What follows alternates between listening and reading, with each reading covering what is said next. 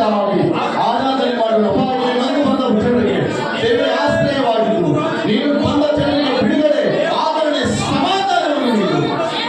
Hallelujah, hallelujah.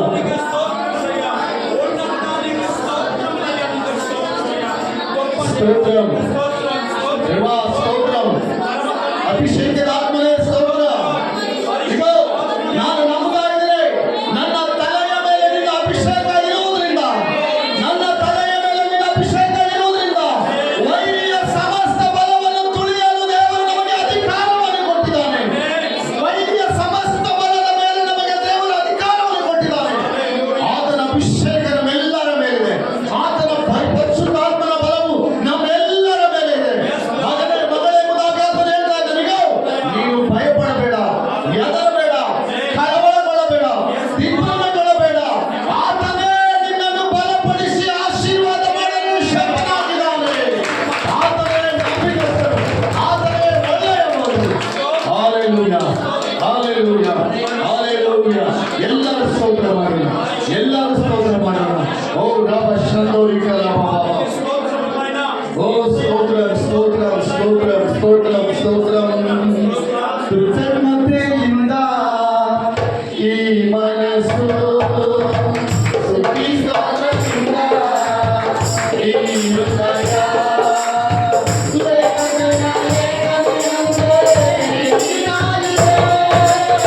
ಸ್ತುತಿಸಲು ಬಂದುಕೊಂಡ ಈ ಜೀವವು ಸಿದ್ಧವಾಗಿದೆ.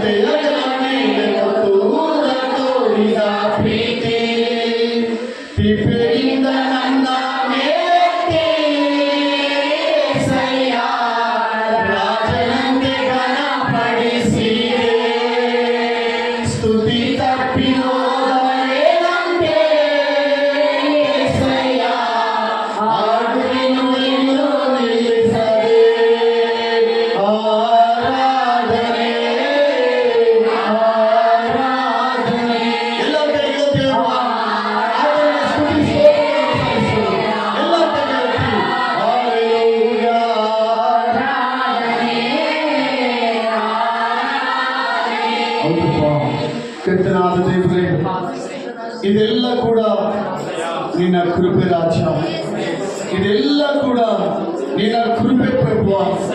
ಎಲ್ಲ ಇದ್ದ ಎಲ್ಲ ಜನರನ್ನು ನೀನು ಘನಪಡಿಸುವುದಕ್ಕಾಗಿ ಈ ಭೂಲೋಕಕ್ಕೆ ಮಾನವ ಅವತಾರವನ್ನೆತ್ತಿ ನರ ಅವತಾರವನ್ನೆತ್ತಿ ಪಾಪಿಗಳನ್ನು ಬಿಡಿಸಿ ರಾಜನ ಸಿಂಹಾಸನದಲ್ಲಿ ಕೂಡಿಸುವ ಉದ್ದೇಶದಿಂದ ಇಲ್ಲಿಗೆ ಬಂದ ದೇವಾದಿ ದೇವರೇ, ನಿನಗೆ ವಂದನೆಗಳನ್ನು ಸಲ್ಲಿಸ್ತಾ ಇದ್ದೀವಿ, ನಿನಗೆ ವಂದನೆಗಳನ್ನು ಸಲ್ಲಿಸ್ತಾ ಇದ್ದೀವಪ್ಪ, ನಿನಗೆ ಸ್ತೋತ್ರಗಳನ್ನು ಸಲ್ಲಿಸ್ತಾ ಇದ್ದೀವಿ. ಹಲ್ಲೆಲೂಯಾ. ಇವತ್ತು ನಾವೇನಾಗಿದ್ದೀವೋ, ಇವತ್ತು ನಾವು ಎಲ್ಲಿದ್ದೀವೋ, ಇವತ್ತು ನಾವು ಹೆಂಗಿದ್ದೀವೋ, ಇದೆಲ್ಲ ನಿನ್ನ ಕೃಪೆ ರಾಜ. ಹಲ್ಲೆಲೂಯಾ. ಎಲ್ಲರೂ ಸ್ತುತಿಸೋಣ, ನಮ್ಮ ಬಾಯಿಯಿಂದ ಆತನ ನಾಮವನ್ನು ಕೀರ್ತಿಸೋಣ.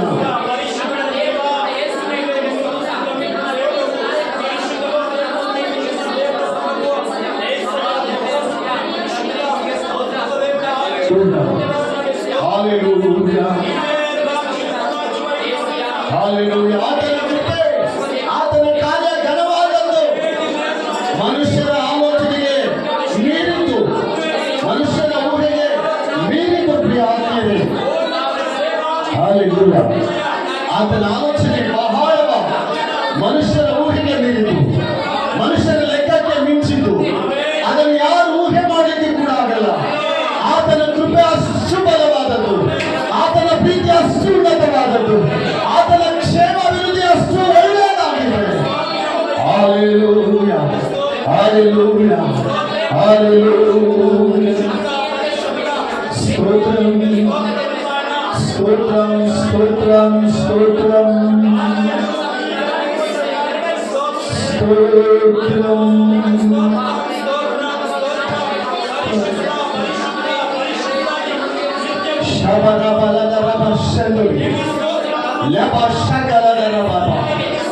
పరిశుద్ధాత్మని పరిశుద్ధాత్మని పరిశుద్ధాత్మని స్తోత్ర స్తోత్ర స్తోత్ర స్తోత్ర హల్లెలూయా హల్లెలూయా హల్లెలూయా స్తోత్రం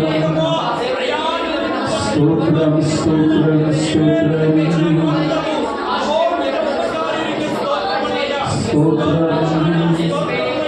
స్తోత్రం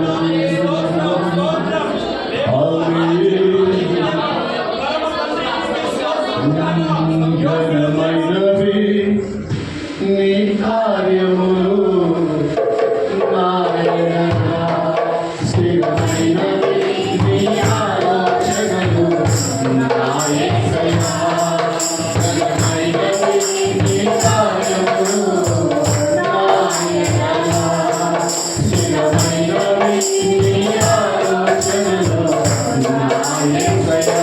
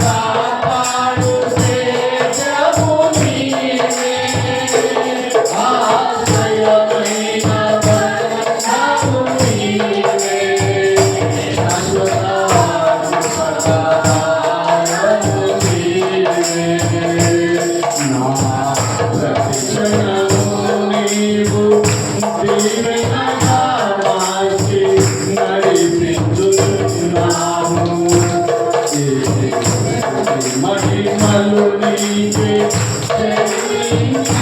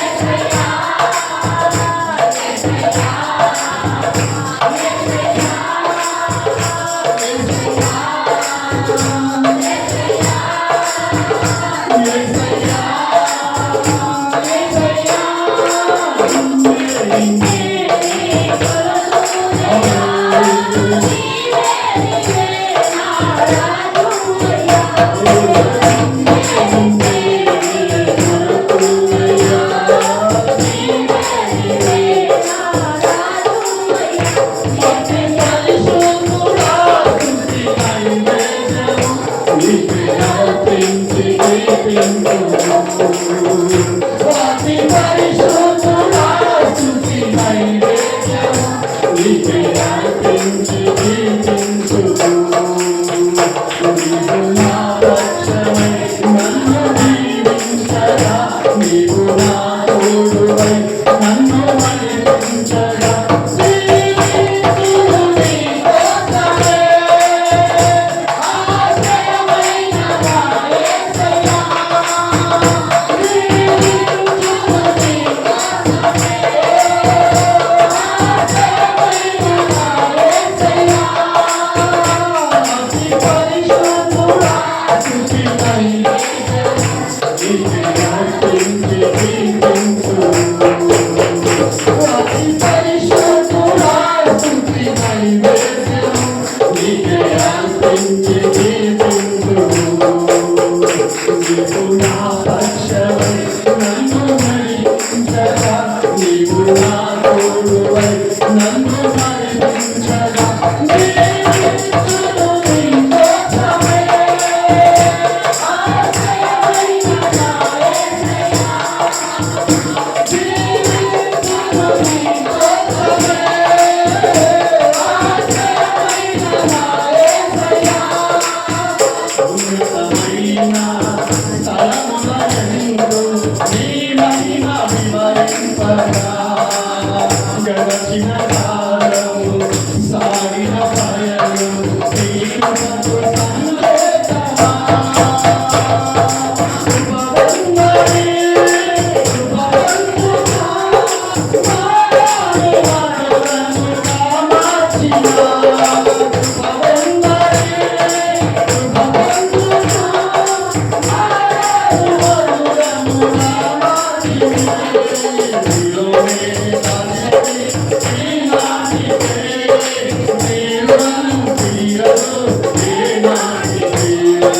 నీలోనే దాచితి ఈనాటికే, నీరులను తీరదు ఏనాటికే.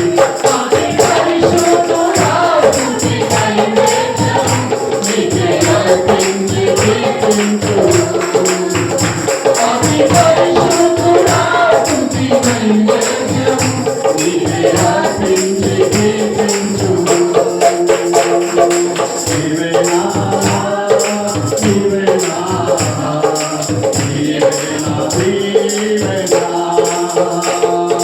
నీవేనా యేసయ్యా, నీవేనా యేసయ్యా, నీవేనా దీవనా, నీవేనా దీవనా,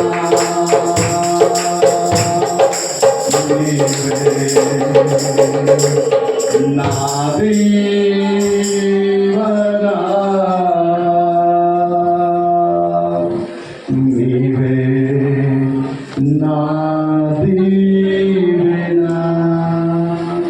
ఓ రబబబబబ శబరగలబ శందోరి రశందోరి గలబబబబబ నిశకలధరబ లోరబ. స్తోత్రం స్తోత్రం స్తోత్రం స్తోత్రం. ఉన్నతమైన స్థలములయందు నీ మహిమ వివరించగా, గడచిన కాలము సాగిన పయనము నీ కృపకు సంకేతమా. కృప వెంబడి కృప పొందుచు మానను మధురముగా మార్చిన. కృప వెంబడి ఎలాగో కృప పొందగా మానను మధురముగా మార్చిన. నీలోనే దాచితివి ఈనాటికే, నీరుణం తీరదు ఏనాటికే. నీలోనే దాచితివి ఈనాటికే, నీరుణం తీరదు తీరదు ఏనాటికి అతి పరిశుద్ధ ఆమేన్ ఆమేన్ యేసయ్యా యేసయ్యా యేసయ్యా అతి పరిశుద్ధుడా స్తుతి నైవేద్యము నేను అర్పించి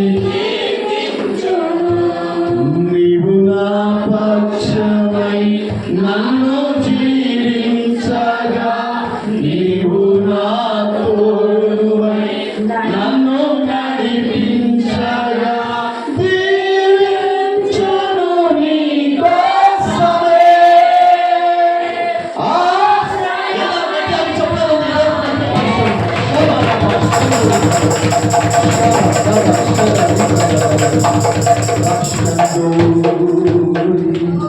హల్లెలూయా. పరిశుద్ధనే పరిశుద్ధనే పరిశುದ್ಧನೇ ಪರಿಶುದ್ಧನೇ ಇಲ್ಲಿವರೆಗೂ ನೀನು ಸಹಾಯ ಮಾಡಿದ್ದಕ್ಕಾಗಿ ಸ್ತುತಿ ವಂದನೆಗಳು ಅಯ್ಯ. ಈ ಮುಂಜಾನೆ ಮತ್ತೊಂದು ಸಾರಿ ಈ ಆರಾಧನೆಯಲ್ಲಿ ನಮ್ಮೆಲ್ಲರೂ ಅಲ್ವೇನ್ ಕಮ್ ಟು ಸಿಡ ಈ ಆರಾಧನೆಯಲ್ಲಿ ಮತ್ತೊಂದು ಸಾರಿ ನಮ್ಮನ್ನು ಬಲಪಡಿಸಿದ್ದಕ್ಕಾಗಿ ಮುಂಜಾನೆ ನಾವೆಷ್ಟೋ ಸಂತೃಪ್ತರಾಗಿದ್ದೇವಪ್ಪ. ನಿನ್ನ ಸನ್ನಿಧಿಯಲ್ಲಿ ನಮಗೆ ಪರಿಪೂರ್ಣವಾದ ಸಂತೋಷ, ನಿನ್ನ ಸನ್ನಿಧಿಯಲ್ಲಿ ಪರಿಪೂರ್ಣವಾದ ಆರಾಧನೆ, ಆ ಒಂದು ಕೃಪೆ ನಮಗೆ ಸಂಪೂರ್ಣ ಬಲವು ನಿನ್ನ ಸನ್ನಿಧಿಯಲ್ಲಿ. ದೇವ ಇವರಿಗೆ ಸಹಾಯ ಮಾಡಿದೆ. ಇವರ ಮುಂದಿನ ವಾಕ್ಯ ಸಂದೇಶದಲ್ಲಿ ನಮ್ಮ ಮಾತನಾಡುತ್ತಾರೆ. ಸಂದೇಶಕ್ಕಾಗಿ ನಾವು ಪ್ರಾರ್ಥನೆ ಮಾಡೋಣ. ಮುಖ್ಯವಾಗಿ ನಮ್ಮ ಮಧ್ಯದಲ್ಲಿ ಸಹೋದರ ಮಂಜು ಪ್ರಾರ್ಥನೆ ಮಾಡ್ತಾರೆ. స్తోత్రం మహోన్నతుడా, సర్వశక్తివంతుడా, నీతి గలవాడా, ప్రభువా, స్తుతి ఆరాధనలు నీకు మాత్రమే ఘనత మహిమ చెల్లించుకుంటూ నాయన నీవు హెచ్చించబడాలి, మేము తగ్గించబడాలి నాయన. స్తుతులకు పాత్రుడా, స్తుతికి యోగ్యుడా, స్తుతికి సింహాసనం దర్శన మహోన్నతుడా, నిన్న నేడు నిరంతరమై ఉంది ప్రభువా. ఈ రోజు మందు నాయన మమ్మల్ని కాచి కాపాడిన దేవుడు, నీ సన్నిధానంలో ప్రభువా నిన్ను స్తుతించుటకు, ఆర్భాటించుటకు, నిన్ను గణపరచుటకు ప్రభువా నీవు నీ రెక్కల చాటు సజీవ రెక్కల మమ్మల్ని కాచి కాపాడిన ఈ స్వరమతి నిన్ను స్తుతిస్తున్నామంటే అది కేవలం నీ కృపను బట్టి నాయన. నీ రుణం ఈనాటికైనా కదా ప్రభువా, ఏ నాటికైనా మేము తీర్చలేము నాయన.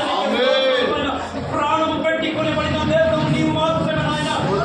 రక్షించిన దేవుడు నీవు ఒక్కడేనైనా, రక్షించిన దేవుడు నీవు ఒక్కడేనైనా, ప్రేమించిన దేవుడు ఈ లోకంలో స్వార్థం కొరకు ప్రేమిస్తాడు కానీ ప్రభువా నీవు ఏ స్వార్థం లేకుండా ప్రభువా నిష్కమైన ప్రేమించి మమ్మల్ని నడిపించిన దేవుడు, ఏకైక సర్వశక్తివంతుడు, నీతి గలవాడు, పరిశుద్ధాత్మ దేవుడిని ప్రభువా ప్రార్థిస్తూ నీ పాదల సముఖమల్లయ్య మా మరణానికి ఇస్తున్న దేవా నీకు స్తుతులపై ఆశీర్వాద నీకు స్తోత్రం నాయన.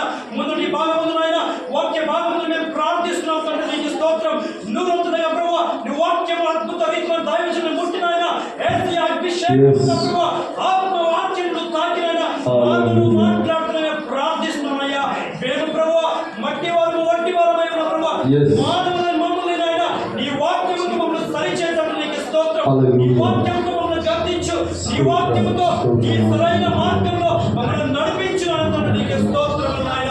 ఇక్కడ వచ్చిన ప్రతి బిడ్డలు నాయన ఈ వాక్యం వినేటప్పుడు నాయన ఏ సాధన క్రియలన్నిటి కానీ ప్రభావ ఏ డిస్టర్బెన్స్ కాదు నాయన ప్రభావ, కేవలం నీ వాక్యం శ్రద్ధగా విని నీ వాక్యం పాటిస్తూ నీళ్ళ నడుతున్న బిడ్డల సహాయం ఇచ్చే నీ దైవజనుడు నీ యొక్క సంఘాన్ని ప్రభావ ఈ ప్రజల్ని పాదల సభకు అర్పిస్తున్నాం తండ్రి. నీవు మాట్లాడు నీ వాక్యంతో సుడిగా మాట్లాడుతూ నీ బలపడించు, ప్రారంభం నుండి అందరూ నీవే నడిపించు. స్తుతి భాగంలో ఆత్మ భాగంలోకి నాయన వాక్య భాగంలో నువ్వు నడిపించి బలపడించి ఆశీర్వదించి దీవిస్తావని నజరేయుడైన యేసుక్రీస్తు నామములో ప్రార్థించుచున్నా తండ్రి. ఆమేన్ ఆమేన్ ఆమేన్. దయమాడి ಎಲ್ಲರೂ ಕೂತ್ಕೊಳ್ಳೋಣ. ದಯచేసి ಕೂತ್ಕೊಳ್ಳೋಣ. ಎಲ್ಲರೂ ಕೂತ್ಕೊಳ್ಳೋಣ. ಹಲ್ಲೆಲೂಯಾ. ತುಂಬ ಸಂತೋಷ. ನಾವೆಲ್ಲರೂ ಕರ್ತನ ಆರ್ಭಟದಿಂದ ಸಂತೋಷದಿಂದ ಆತನನ್ನು ಕೀರ್ತಿಸಿದ್ವಿ, ಆರಾಧಿಸಿದ್ವಿ. ದೇವರು ನಮ್ಮ ಪಕ್ಷದಲ್ಲಿರೋದಕ್ಕಾಗಿ ದೇವರಿಗೆ ಸ್ತೋತ್ರ. ಹಲ್ಲೆಲೂಯಾ. ಪ್ರಿಯ ಸಹೋದರಿ ಸಹೋದರ, ಈ ತಿಂಗಳು ಆ ದೇವರು ನಮ್ಮನ್ನು ಕಾಪಾಡಿ 29ನೇ ತಾರೀಕು, ಈ ದಿನ ಮಾರ್ಚ್ 29, 3ನೇ ತಿಂಗಳು 29ನೇ ತಾರೀಕು ಮತ್ತೊಂದು ಸಾರಿ ಆತನ ಸನ್ನಿಧಿಗೆ ಅದನ್ನು ಬರಮಾಡಿದ್ದಕ್ಕಾಗಿ ಸ್ತೋತ್ರ. ಹಾಗೆ ಮತ್ತು ಒಂದು ವಿಜ್ಞಾಪನೆ, ನಾವು ವಾಕ್ಯಕ್ಕೆ ಹೋಗುವುದಕ್ಕಿಂತ ಮೊದಲೇ ನಾನು ನಿಮ್ಮೆಲ್ಲರಿಗೂ ತಿಳಿಸಬೇಕಾದಂಥ ಒಂದು ಸಂದೇಶ ಇದೆ. ಆತ್ಮೀಯರೇ, ಒಂದು ಪ್ರಕಟಣೆ ಇದೆ. ನಾವೆಲ್ಲರೂ ದೈವ ಮಕ್ಕಳಾಗಿದ್ದೀವಿ. ಆ ಪ್ರಕಟಣೆಯನ್ನು ಆಲಿಸೋಣ. ದೇವರು ನಮ್ಮೆಲ್ಲರನ್ನು ಆಶೀರ್ವಾದ ಮಾಡಲಿ. ಶುಕ್ರವಾರ ನಮ್ಮೆಲ್ಲರಿಗೆ ಗುಡ್ ಫ್ರೈಡೆ ಅಂದರೆ ಕರ್ತನ ಮರಣ ದಿನ. ಎಲ್ಲರೂ ಕೇಳಿಸ್ಕೊಳ್ರಿ, ನನಗೆ ಗೊತ್ತಿಲ್ಲ ಅಂತ ಯಾರು ಹೇಳ್ಬಾರ್ದು. ಗುಡ್ ಫ್ರೈಡೆ ಅಂದರೆ ಶುಕ್ರವಾರ ದಿವಸ, ಶುಭ ಶುಕ್ರವಾರ. ಆದ್ದರಿಂದ ಆ ದಿನ ನಾವೆಲ್ಲರೂ ದೇವರ ಸನ್ನಿಧಿಯಲ್ಲಿರಬೇಕು. ಆ ದಿನ ನಾವೆಲ್ಲರೂ ಪ್ರತಿಯೊಬ್ಬರು ಕೂಡ ಆ ದಿನ ದೇವರ ಸನ್ನಿಧಿಯಲ್ಲಿರಬೇಕು. Good Friday. ಹಾಗೆ ಇಬ್ಬರು ದೈವ ಸೇವಕರಿಗೆ ಬರ್ತಾ ಇದ್ದಾರೆ. ಆ ದಿನ ವಾಕ್ಯ ಸಂದೇಶವನ್ನು ಕೊಡಲಿಕ್ಕೆ, ದೇವರ ಸಭೆಯನ್ನು ಬಲಪಡಿಸುವ ಹಾಗೆ ಆ ವಾಕ್ಯ ಒಳ್ಳೆ ವರ್ತಮಾನ ತರುವುದಕ್ಕಾಗಿ ಎಲ್ಲರೂ ಪ್ರಾರ್ಥನೆ ಮಾಡಿ ಆ ದೇವರ ಸೇವಕ ಒಳ್ಳೆ ವರ್ತಮಾನದೊಂದಿಗೆ ನಮ್ಮೆಲ್ಲರನ್ನು ಬಲಪಡಿಸುವುದಕ್ಕಾಗಿ ದೇವರಿಗೆ ಸ್ತೋತ್ರ. ನೆನಪಿರಲಿ, ಈ ದಿನ 29ನೇ ತಾರೀಕು ಗುಡ್ ಫ್ರೈಡೆ ಯಾವ ಡೇಟಿಗೆ ಬರ್ತದೆ ಎಂಬುದಾಗಿ ನಿಮ್ಗೆ ಆಲ್ರೆಡಿ ಗೊತ್ತಾಗಿದೆ. ಜನರು ಯಾರಾದರೂ ಯಾವ ಡೇಟಿಗೆ ಬರ್ತಂತ 3ನೇ ತಾರೀಕು ಶುಕ್ರವಾರ, ಶುಭ ಶುಕ್ರವಾರ. ಅದು ಕರ್ತನ ಮರಣದ ದಿನ. ನಾವ್ಯಾರು ಕೂಡ ದಯಮಾಡಿ ಹೇಳ್ತಾರೆ, ಯಾರು ತಪ್ಪಿಸ್ಕೊಳ್ಬೇಡ್ರಿ. ಪ್ರತಿಯೊಬ್ಬರು ಆ ದಿನ ದೇವರ ಸನ್ನಿಧಿಯಲ್ಲಿರಬೇಕು. ಎಷ್ಟೇ ದೂರದವರಾಗಿದ್ದರೂ ಕೂಡ ದೇವರ ಸನ್ನಿಧಿಯಲ್ಲಿರಲಿ. ಆತನ ಮರಣ ದಿನವನ್ನು ನಾವು ಧ್ಯಾನಿಸೋಣ. ಆತನು ನಮಗಾಗಿ ಮಾಡಿದ ಎಲ್ಲ ಅದ್ಭುತ ಕಾರ್ಯಗಳಿಗಾಗಿ ಆತನ ಸ್ತುತಿಸಿ ಕೊಂಡಾಡೋಣ. ಒಂದು ಬರಲಿರುವ ದೈವ ಸೇವಕರನ್ನು ಕೂಡ ಅವರಿಗಾಗಿ ಪ್ರಾರ್ಥನೆ ಮಾಡೋಣ. ದೇವರು ನಮ್ಮನ್ನು ಆಶೀರ್ವಾದ ಮಾಡಲಿ. ಹಲ್ಲೆಲೂಯಾ. ಈ ಪ್ರಕಟಣೆ ನೀವೆಲ್ಲರೂ ಕೇಳಿದ್ರೆ ಎಂಬುದಾಗಿ ನಾನು ನಂಬ್ತಾ ಇದ್ದೀನಿ.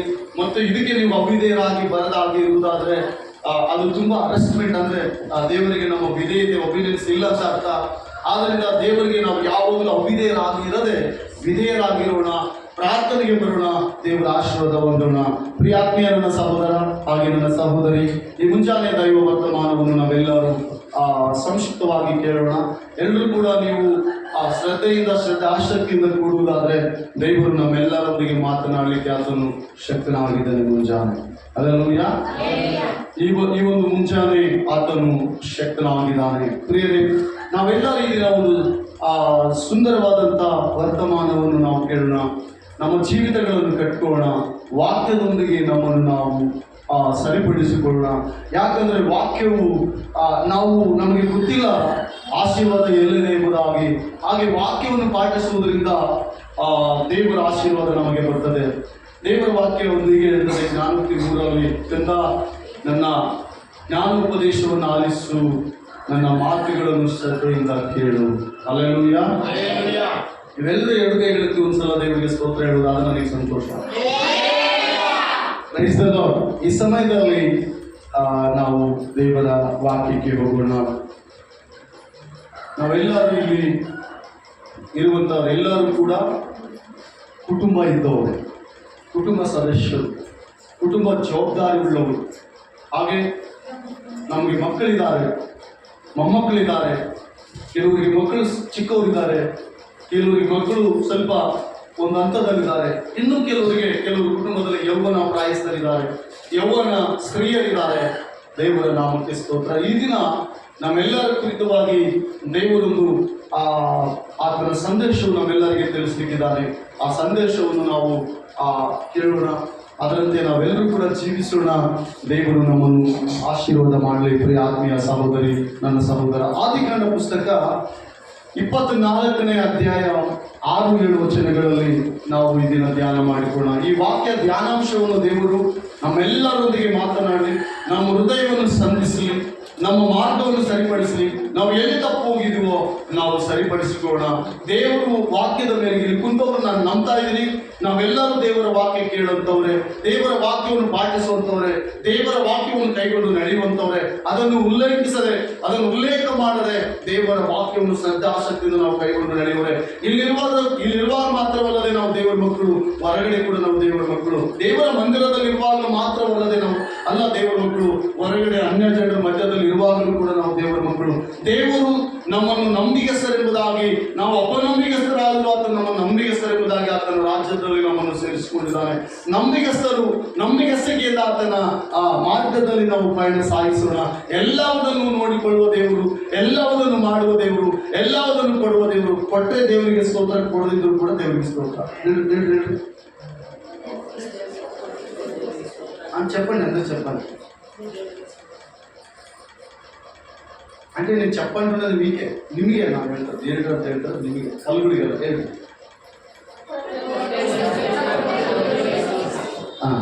ಯಾರು ಕೊಡ್ಬೇಕು ನಮಗೆ? ಕೊಟ್ಟರೆ ಮನುಷ್ಯ ಕೊಟ್ಟರೆ ಆಗ್ತದ? ಅಲ್ಲೇಲೂಯ. ಓಕೆ, ಈ ದಿನ 24 ಆದಿಕಾಂಡ 24 ವಾಕ್ಯ 6 ನಾವು ಎಲ್ಲರೂ ಆ ದೇವರ ವಾಕ್ಯವನ್ನು ಧ್ಯಾನ ಮಾಡಿಕೊಂಡು ಓಕೆ. ಅಬ್ರಾಮನು ಅವನಿಗೆ ಎಂದಿಗೂ ಬೇಡ, ಅಲ್ಲಿಗೆ ನನ್ನ ಮಗನನ್ನು ಕರೆದುಕೊಂಡು ಹೋಗಲೇ ಕೂಡದು, ಅಲ್ಲಿಗೆ ನನ್ನ ಮಗನನ್ನು ಕರೆದುಕೊಂಡು ಹೋಗಲೇ ಕೂಡದು, ನನ್ನ ತಂದೆಯ ಮನೆಯಿಂದಲೂ ನಾನು ಹುಟ್ಟಿದ ದೇಶದಿಂದಲೂ ನನ್ನನ್ನು ಕರೆತಂದು ನಿನ್ನ ಸಂತತಿಗೆ ಈ ದೇಶವನ್ನು ಕೊಡುವೆನೆಂದು ಪ್ರಮಾಣ ಮಾಡಿ ಹೇಳಿದ ಪರಲೋಕ ದೇವರಾದ ಯೆಹೋವನು ನಿನ್ನ ಮುಂದೆ ತನ್ನ ದೂತರನ್ನು ಕಳುಹಿಸಿ ನೀನು ಅಲ್ಲಿಂದ ನನ್ನಗೋಸ್ಕರ ಮಗನಿಗೋಸ್ಕರ ಹೆಣ್ಣನ್ನು ತೆಗೆದುಕೊಳ್ಳುವಂತೆ ಅನುಕೂಲ ಮಾಡುವನು. ಆಮೇಲೆ ಸಾಕು. ಇಲ್ಲಿ ಎಷ್ಟು ಜನ ಮದುವೆ ಆದವ್ರಿಗೆ, ಮದುವೆ ಆಗಲಾರ್ದವ್ರು ಎಷ್ಟು ಜನ ಕೈ ಎತ್ತಿ ನೋಡಿ. ಮದುವೆ ಆಗಲಾರ್ದವ್ರು ಇದ್ದವ್ರು ಕೈ ಎತ್ತಿ. ಓಕೆ, ಸ್ತ್ರೀಯರು ಮದುವೆ ಆಗದವರು ಕೈ ಎತ್ತಿ. ದೇವರಿಗೆ ಸ್ತೋತ್ರ. ಪ್ರಿಯ ಆತ್ಮೀಯರೇ, ಈ ದಿನ ದೇವರು ನಮ್ಮೊಂದಿಗೆ ಮಾತನಾಡ್ತಾ ಇದ್ದಾನೆ. ಗಮನಿಸ್ರಿ, ಅಬ್ರಾಮನ ಜೀವಿತ ಚರಿತ್ರೆ ಇದನ್ನು ನಾವು ಧ್ಯಾನ ಮಾಡ್ತಾ ಇದ್ದೀವಿ.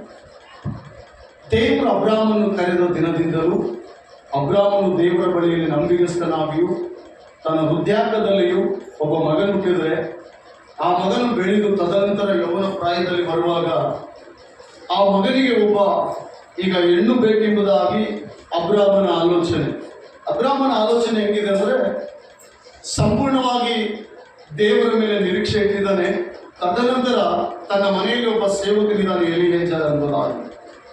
ಆ ಸೇವಕನು ಆತನು ಹೇಳ್ತಾ ಇದ್ದಾನೆ, ನೀನು ಹೋಗಿ ನನ್ನ ಮಗನಿಗೆ ಹೆಣ್ಣನ್ನು ತೆಗೆದುಕೊಂಡು ಬರಬೇಕು. ನನ್ನ ಮಗನಿಗೆ ಏನು ಮಾಡಬೇಕು? ನಾವು ಹೆಣ್ಣನ್ನು ತೆಗೆದುಕೊಂಡು ಬರಬೇಕು ನೀನು. ಆದರೆ ನಿನ್ನ ಸಂಗಡ ನನ್ನ ಮಗ ಬರಬಾರ್ದು. ನೀನು ನನ್ನ ಮನೆಯಲ್ಲಿ ಸೇವಕನ, ಆದ್ದರಿಂದ ನೀನು ತಂದ ಎಣ್ಣೆ ನನ್ನ ಮಗನು ವಿವಾಹವಾಗಬೇಕು. ನೀನು ತಂದ ಎಣ್ಣೆ ನನ್ನ ಮಗನ ಏನಾಗಬೇಕು? ವಿವಾಹವಾಗಬೇಕು. ಎಲ್ಲರೂ ಹೇಳಿ. ನಾವೆಲ್ಲರಲ್ಲಿ ಕೆಲವರು ಮದುವೆ ಆದವರು ಇದೀವಿ. ಮದುವೆ ಅನುಭವ ನಮ್ಗೆ ಗೊತ್ತು, ವಿವಾಹ ಅಂದ್ರೆ ಏನಂತ ನಮ್ಗೆ ಗೊತ್ತು, ಮದುವೆ ಅನುಭವ ಏನಂತ ನಮ್ಗೆ ಗೊತ್ತು. ಗಮನಿಸಿದ್ರೆ ದೇವರ ಆತ್ಮನ ಇದನ್ನ ಸಭೆಯಲ್ಲಿ ಮಾತನಾಡ್ತಾ ಇದ್ದಾನೆ. ನನ್ನ ಮಗನು ನಿನ್ನ ಹಿಂದೆ ಬರಕೂಡದು, ನೀನು ಯಾವ ಹೆಣ್ಣು ತಂದನು ನಾನು ಸಿದ್ಧನಾಗಿದ್ದೀನಿ. ಹಾಗೆ ನನ್ನ ಮಧ್ಯದಲ್ಲಿ, ನಮ್ಮೆಲ್ಲರ ಮಧ್ಯದಲ್ಲಿ ಪರಲೋಕದ ದೇವರಿದ್ದಾನೆಂಬುದಾಗಿ ಆ ಸೇವಕನ ಕೈ ತೆಗೆದುಕೊಂಡು ತನ್ನ ತೊಡೆಗಳಿಗೆ ಇಟ್ಕೊಂಡು ಪರಲೋಕದ ದೇವರಿಗೆ ಪ್ರಮಾಣ ಪೂರ್ವಕವಾಗಿ ಆ ಸೇವಕನನ್ನು ಕಳಿಸುವಾಗ ಆ ಸೇವಕನು ಹೋಗುವಂತ ಸಂದರ್ಭದಲ್ಲಿ ದೇವರಿಗೆ ಮೊರೆ ಇಡ್ತಾನೆ, ದೇವಾ ನನ್ನ ದಣಿಯ ಮಗನಿಗೆ ಹೆಣ್ಣು ಎಲ್ಲಿಂದೋ ಗೊತ್ತಿಲ್ಲ, ನಾನು ಪಯಣ ಮಾಡ್ತಾ ಇದ್ದೀನಿ ಅಷ್ಟೇ, ನನ್ನ ದಣಿಗೆ ನಾನು ವಿಧೇಯನಾಗಿದ್ದೀನಿ, ಆತನು ಹೇಳಿದ್ದಾನೆ, ನಾನು ಹೋಗ್ತಾ ಇದ್ದೀನಿ. ಆದರೆ ನನ್ನ ಪಯಣದಲ್ಲಿ ಸುರಕ್ಷಿತವಾಗಿ ನನ್ನನ್ನು ನಡೆಸಿ, ಕ್ಷೇಮವಾಗಿ ನಡೆಸಿ, ನಾನು ಹೋದ ಕೆಲಸವನ್ನು ಸಫಲಪಡಿಸಿ ನನ್ನ ದಣಿಯ ಮಗನಾದ ಈಶಾಕನಿಗೆ ನೀನು ಒಳ್ಳೆಯನ್ನು ಬರುವಂತೆ ಮಾಡುವುದಾದರೆ ನಿನ್ನನ್ನು ನಾನು ಸಾಷ್ಟಾಂಗವಾಗಿ ಕೀರ್ತಿಸ್ತೇನೆ. ಇದು ಯಾರಿಗೆ ನೇಮಿಸಲ್ಪಟ್ಟಂತ ಆ ಕೆಲಸ? ಪ್ರಿಯ ಆತ್ಮೀಯ ಸಹೋದರ, ತನ್ನ ಅಬ್ರಾಮನ ಸೇವಕನಿಗೆ, ಅಬ್ರಾಮನು ದನಿ ಯಜಮಾನನಾದ ಅಬ್ರಾಮನು ಅವನಿಗೆ ಹೇಳ್ತಾ ಇದ್ದಾನೆ. ಈಗ ಅವನು ಹೋಗ್ತಾ ಇದ್ದಾನೆ. ಹೋದಂತ ಸಂದರ್ಭದಲ್ಲಿ ದೇವರವನು ಸಂಗಡ ಇದ್ದಾನೆ. ಹೋಗುವಾಗ ಅಬ್ರಾಮನು ಏನ್ ಹೇಳ್ತಾನೆ? ಈಗ ಹೆಣ್ಣು ಬೇಕು. ಯಾರಿಗೆ ಬೇಕು? ಅಬ್ರಾಮನ ಮನೆಗೆ ಬೇಕಾ, ಎಲಿಯೇಜರನ ಮನೆಗೆ ಬೇಕಾ ಹೆಣ್ಣು? ನನ್ನ ಕಡೆಗೆ ನೋಡ್ರಿ ಪ್ರಿಯ, ಪ್ಲೀಸ್ ನನ್ನ ಕಡೆಗೆ ನೋಡ್ಬೇಕು. ದೇವರ ವಾಕ್ಯ ಮಿಸ್ ಆದ್ರೆ ನೀವು ಏನು ಅರ್ಥ ಮಾಡಿಕೊಳ್ಳಿಕ್ಕಾಗಲ್ಲ. ನಿಮಗೆ ದೇವರ ವಾಕ್ಯ ಬೇಕಂದ್ರೆ ನನ್ನ ಕಡೆಗೆ ಗಮನಿಸ್ತೀವಿ. ಸ್ವಲ್ಪ ಹೊತ್ತು ದೇವರ ವಾಕ್ಯವನ್ನು ದಯಮಾಡಿ ಗಮನಿಸ್ರಿ.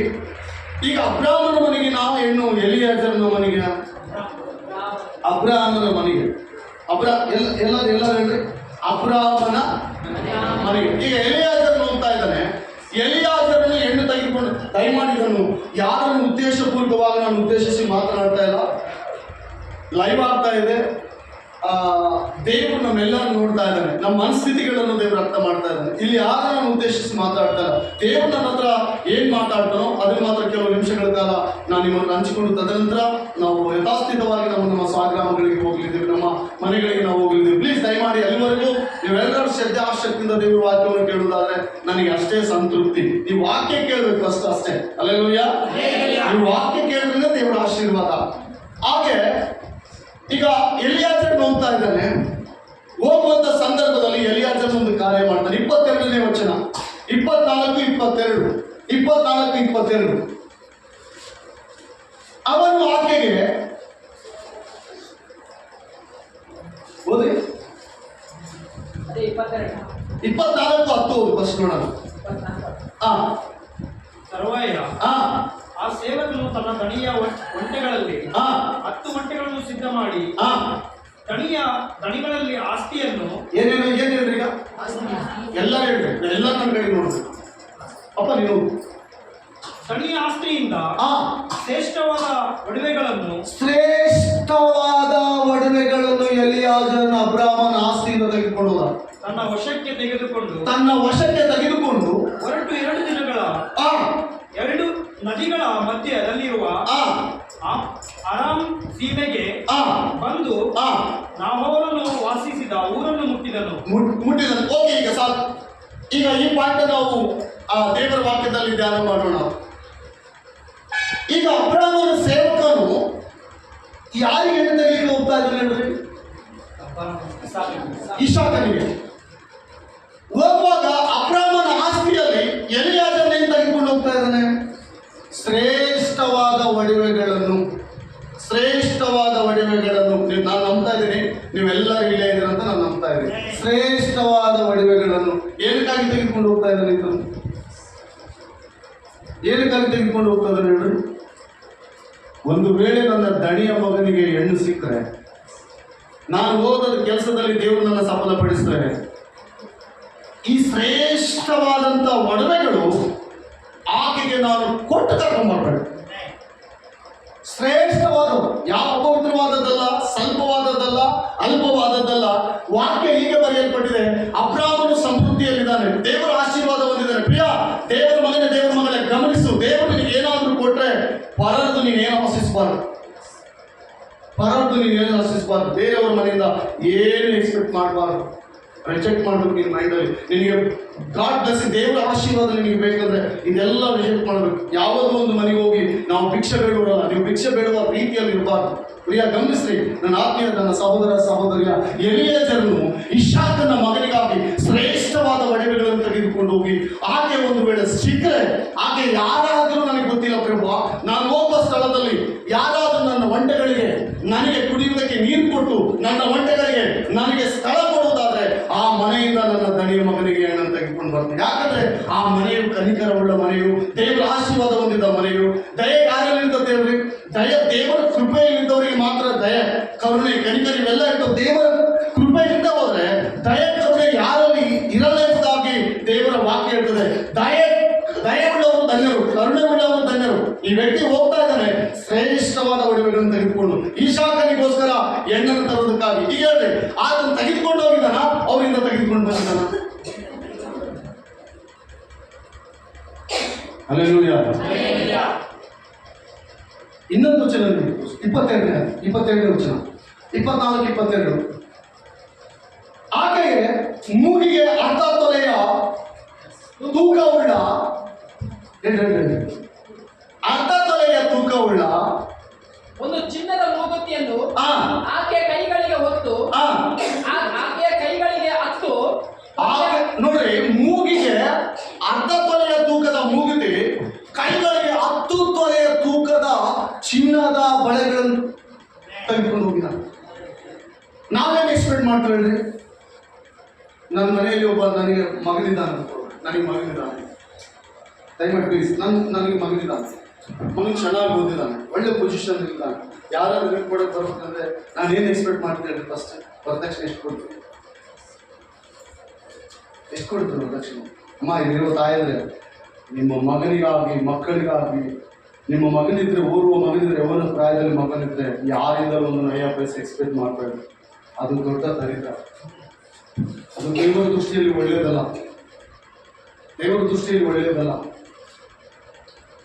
ಅವ್ರು ನಮಗೆ ಕೊಡುವಾಗ ಎಷ್ಟು ಆಯ್ಕೆ ಕೊಡ್ತಾರೋ ಗೊತ್ತಿಲ್ಲ, ಕೊಡಲೇಬೇಕೆಂಬ ಒಂದು ನೇಮ ಪ್ರಪಂಚದಲ್ಲಿದೆ. ಆದ್ರೆ ಆ ನೇಮವನ್ನು ಮೀರಿ ನಡೆಯುವುದೇ ಕ್ರೈಸ್ತತ್ವ. ಅರ್ಥ ಆಗ್ತದಾ?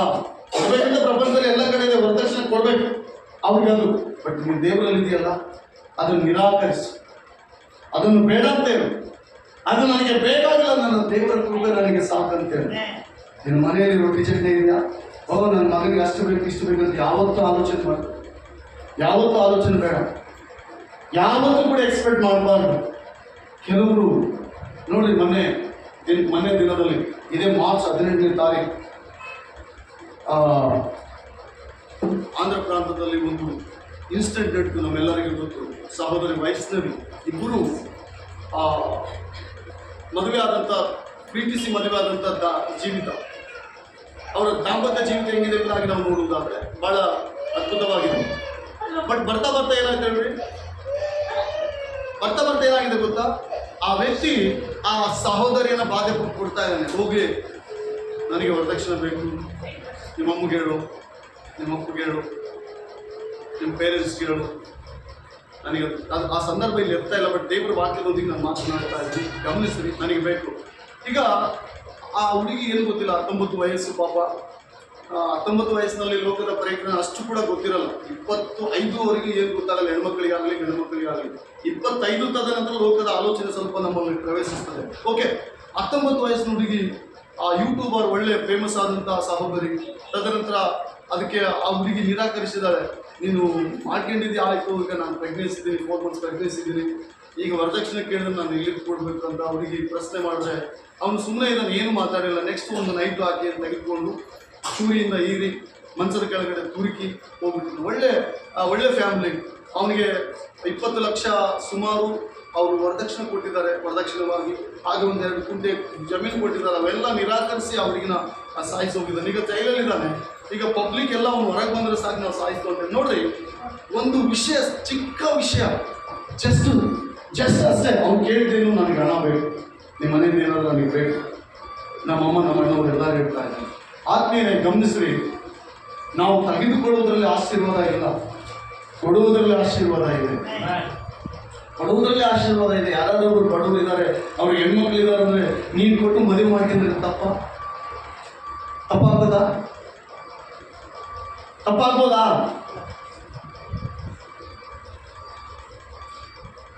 ಇಲ್ಲದವ್ರಿಗೆ ಸಹಾಯ ಮಾಡು. ಅವರಿಂದ ಏನು ಎಕ್ಸ್ಪೆಕ್ಟ್ ಮಾಡಬಾರ್ದು, ಅದು ದೊಡ್ಡ ದರಿದ್ರ ಎಂಬುದಾಗಿ ನನ್ನ ಮನಸ್ಸಿಗೆ ಅನಿಸ್ತಾ ಇದೆ. ಬಟ್ ನಿಮ್ಗೆ ಹೆಂಗೆ ಅನಿಸ್ತದೆ ಗೊತ್ತಿಲ್ಲ. ನಾನು ಯಾರನ್ನ ಉದ್ದೇಶಪೂರ್ವಕವಾಗಿ ಇಲ್ಲಿ ಮಾತನಾಡ್ತಾ ಇಲ್ಲ.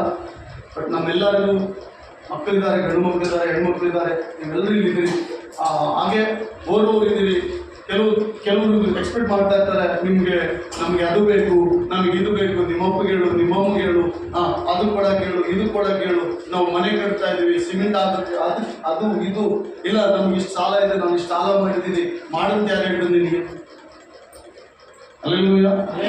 ಮಾಡಂತ ಯಾರು ಹೇಳಿದ್ರು? ಅವ್ರ ಅಪ್ಪ ಅವ್ರ ಮೇಲೆ ಏನಾದ್ರು ಹೇಳಿದ್ರ? ನೀನು ಕ್ರಿಕೆಟ್ ಬೆಟ್ಟಾಡಪ್ಪ, ಮಾಡಿ ಸಾಲ ಮಾಡಿ ನಾವು ತೀರಿಸು, ನಮ್ಮ ಮಗಳು ಕೊಟ್ಟಂತ ಹೇಳಿದ್ರು. ಅವರು ಹೇಳ್ತಾರ, ಯಾರಾದ್ರೂ ಹೇಳಿಕ್ಕೆ ಆಗ್ತದ? ನೀನು ಸರಾಯಿ ಕುಡಿಯಪ್ಪ, ಮಜೆ ಮಾಡಂತ ಹೇಳ್ತಾರ? ವಾಕ್ಯ ಹೇಳ್ತದೆ, ಕ್ರೈಸ್ತವರು ಲೋಕಕ್ಕೆ ಮೀರಿದವರು, ಅಂದ್ರೆ ಜೀವ ಇದ್ದವ್ರು, ನಾವು ಜೀವ ಇದ್ದವರಲ್ಲ. ಒಬ್ಬ ಸೇವಕರು ಹೇಳ್ತಾರೆ, ಸತ್ತು ಮೀನು ಯಾವಾಗಲೂ ಹೆಂಗ ನೀರು ಓಡ್ದಂಗೆ ಬಡ್ಕೊಂಡು ಹೋಗ್ತದೆ, ಆದ್ರೆ ಬದುಕಿದ ಮೀನು ಮಾತ್ರ ನೀರು ಎದುರಾಗಿ ಬೀಸ್ತದಂತ. ಒಬ್ಬ ದೈವ ಸೇವಕರು ಹೇಳುವಂತ ಗುಟ್ಟು ಇದೇನು ಗೊತ್ತಾ? ಸತ್ತು ಮೀನು ನೀರು ಹೆಂಗ್ ಬಂದ್ರೆ ಹಂಗೆ ಬಡ್ಕೊಂಡು ಹೋಗ್ತಾನೆ ಇರ್ತದೆ, ಆದ್ರೆ ಬದುಕಿದ ಮೀನು ಮಾತ್ರ ಎಷ್ಟೇ ಪ್ರವಾಹದ ನೀರು ಬರಲಿ ಅದಕ್ಕೆ ಎದುರಾಗೆ ಈರ್ತದೆ ಹೊರತು ಅದಕ್ಕೆ ಅದು ಬಗ್ಗಲ್ಲ. ನಾವು ಕ್ರೈಸ್ತವರಾದ ನಾವು ನಮ್ಮ ಜೀವಿತ ಏನು ಗೊತ್ತಾ? ಲೋಕದವರಂತೆ ನಾವು ಅಲ್ಲ. ಲೋಕ ನಮ್ಮನ್ನು ಒಂದು ವೇಳೆ ವಿರೋಧಿಸಿದರು, ನಾವು ದೇವರ ಮಕ್ಕಳು. ಲೋಕಕ್ಕೆ ನಾವು ಪ್ರತ್ಯೇಕವಾಗಿ ಜೀವಿಸ್ಬೇಕು. ಅವರಂತೆ ನಮ್ಮ ಜೀವಿತ ಅಲ್ಲ. ನಮ್ಮ ಜೀವಿತ ಪ್ರತ್ಯೇಕವಾಗಿರ್ಬೇಕು. ನಮ್ಮ ಜೀವಿತ ಹೆಂಗಿರ್ಬೇಕು ಹೇಳ್ರಿ? ಪ್ರತ್ಯೇಕವಾಗಿರ್ಬೇಕು. ಎಲಿಯಾಜರನ್ನು ಶ್ರೇಷ್ಠವಾದನ್ನು ತೆಗೆದುಕೊಂಡು ಹೋಗ್ತಾ ಇದ್ದಾನೆ. 10 ತೊಲೆ ಏನ್ರಿ? ಎಷ್ಟು? 10 ತೊಲೆ ಚಿನ್ನದ ಬಳೆಗಳು, 1/2 ತೊಲೆಯ ಒಂದು ಮೂಗಿತಿ, ಆಕೆಯನ್ನು ತೆಗೆದುಕೊಂಡು ಆಕೆಗೆ ಕೊಟ್ಟು ಕರ್ಕೊಂಡ್ಬರ್ಬೇಕು. ಈಗ ಆಕೆಗೆ ಕೊಟ್ಟು ಕರ್ಕೊಂಡ್ಬರ್ಬೇಕು. ಯಾರ ಮನೆಗೆ ಕರ್ಕೊಂಡ್ಬರ್ಬೇಕು? ಅಬ್ರಾಹ್ಮನಿಗೆ ಸೊಸೆಯಾಗಿ, ಅಬ್ರಾಹ್ಮನ ವಂಶಸ್ಥಳಾಗಿ. ಪ್ರಿಯರೇ, ಒಂದು ಗಮನಿಸ್ರಿ, ಯಾವುದಾದ್ರೂ ಒಂದು ಹೆಣ್ಣು ತನ್ನ ಮನೆ ಬಿಟ್ಟು ನಮ್ಮ ಮನೆಗೆ ಬರ್ತಾ ಇದೆ ಅಂದ್ರೆ ತನ್ನ ಪ್ರಾಣವನ್ನೇ ತ್ಯಾಗ ಮಾಡಿ ಅದು ನಮ್ಮ ಮನೆಗೆ ಬರ್ತಾ ಇದೆ. ಚಪ್ರವರ್ತಿ ದೇವರಿಗೆ ಮನೆ. ತಂದೆ ತಾಯಿ ಹತ್ರ ಪ್ರೀತಿಯಿಂದ ಬೆಳೆದು ಅವ್ರು ಬೆಳೆಸಿ, ಉಣಿಸಿ, ತಿನ್ನಿಸಿ, ಬಟ್ಟೆ ಕೊಟ್ಟು, ಆಪ್ಯಾಯತೆ ನೀಡಿ, ಪ್ರೀತಿ ನೀಡಿ, ಎಲ್ಲ ಸರ್ವ ವಿಷಯದಲ್ಲಿ ಅವ್ರು ನೋಡ್ಕೊಂಡಿರ್ತಾರೆ. ಬಲವಾದ ಪ್ರೀತಿ, ತಂದೆ ತಾಯಿ ಪ್ರೀತಿ ಮಕ್ಕಳ ಮೇಲೆ. ಅದನ್ನು ನಿರಾಕರಿಸಿ ಇನ್ನೊಂದು ಮನೆಗೆ ಬರ್ತಾ ಇದ್ರೆ ಆ ತ್ಯಾಗ ಯಾರು ಈ ಪ್ರಪಂಚದಲ್ಲಿ ಮಾಡಲಿಕ್ಕೆ ಸಾಧ್ಯ ಇಲ್ಲ. ಮಾಡಬೇಕಾದ್ರೆ ನೆಕ್ಸ್ಟ್ ನಮ್ಮ ಯೇಸು ಕ್ರಿಸ್ತನ ಪ್ರಾಣ ತ್ಯಾಗ. ಒಂದು ಹೆಣ್ಣು ನೆಕ್ಸ್ಟ್ ಆ ಜೀವ ಸ್ವರೂಪನಾದ ಯೇಸು ಕ್ರಿಸ್ತನ ಬಲವಾದ ತ್ಯಾಗ. ಪ್ರೇರೆ, ಒಬ್ಬರು ಮನೆಯದವ್ರು ನಮ್ಮ ಮನೆಗೆ ಬರ್ತಾರಂದ್ರೆ ನಾವು ಹೇಳಿದ್ದು ಕೇಳ್ತಾರೆ. ನೋಡ್ರಿ, ನಾವು ಹೇಳಿದಂತೆ ಕೇಳ್ತಾರೆ. ವಿಂಟರಲ್ಲಿ ಪ್ರೇಮ ನಿಲ್ಲಿಸ್ತೀನಮ್ಮ ಕೇಳ್ತಾರಿಲ್ಲ ಪ್ರೇಮ. ನಾವು ಹೇಳಿದಂತೆ ನಿನ್ನ ಅರ್ಧಂಬರ್ಧ ಬಿಟ್ಟು ಹೋಗಲ್ಲ ಅವರು. ನಾವು ಚೆನ್ನಾಗಿದ್ರೆ ಅವ್ರು ಅರ್ಧಂಬರ್ಧ ಬಿಟ್ಟು ಹೋಗಲ್ಲ. ಜೀವಾಂತ ಕಾಲ ಬಾಳಿನ ಸಂಗಾತಿಯಾಗಿ ಬಾಳ್ತಾರೆ. ಜೀವಾಂತ ಕಾಲ. ನಿನಗೆ ಸುಸ್ತಿ ಆದರು, ನಿನಗೆ ತಲೆನೇದ್ರು, ನಿನಗೆ ಇನ್ನೊಂದಾದ್ರು ಪ್ರೀತಿಯಿಂದ ನೋಡ್ಕೊಳ್ತಾರೆ. ಈಗ ಹೇಳ್ರಿ, ಅದು ಬೇಕಾ ನಮಗೆ? ನಾನೇ ನೀನು ಪುಕ್ಸಟಿಗೆ ಮಾಡ್ಕೊಂಡಿಲ್ಲ ಹೇಳ. ನಮ್ಮೊಬ್ಬ ನಿನಗೆ ವರದಕ್ಷಿಣೆ ಕೊಟ್ಟಿಲ್ಲ, ಪುಕ್ಸಟಿಗೆ ಮಾಡ್ಕೊಂಡಿ, ನೀನು ರೊಕ್ಕ ಕೊಟ್ಟಿಲ್ಲ, ನಾವು ಅದು ಮಾಡಿಲ್ಲ, ನೀವು ಬೇರೆ ಇದು ಬೇಕಾ? ನೀನು ಹೊರಗಿಂದ ಬಂದ ಕೂಡಲೇ ಒಂದು ಚಮ್ಮ ನೀರು ಹಿಡ್ಕೊಂಡು ನೀನು ಹೊರಗೆ ಬಂದರೆ ಸಾಕು, ನನ್ನ ಗಂಡಲ್ಲಿ ಕೂಗಿದ್ದಾನೆ, ಈಗ ಕಾದೋಗ ಮನೆಗೆ ಊಟಪ್ಪ ಅಂತ. ಅದು ಬಿಟ್ಟು ಈಗ ಅಲ್ಲೈತೆ ನೋಡು ಅಕ್ಕಿ ತಿನ್ನು ಅಂತ ಹೇಳಿದ್ರೆ ಏನು ಅದ್ರ ಅರ್ಥ ಏನು? ಅಲ್ಲೈತೆ ನೋಡು ಇಟ್ಕೊಂತೀನು. ನೀನು ನನ್ನ ಪುಕ್ಷಟಿಗೆ ತಗೊಂದಿಲ್ಲಪ್ಪ ಯಜಮಾನ.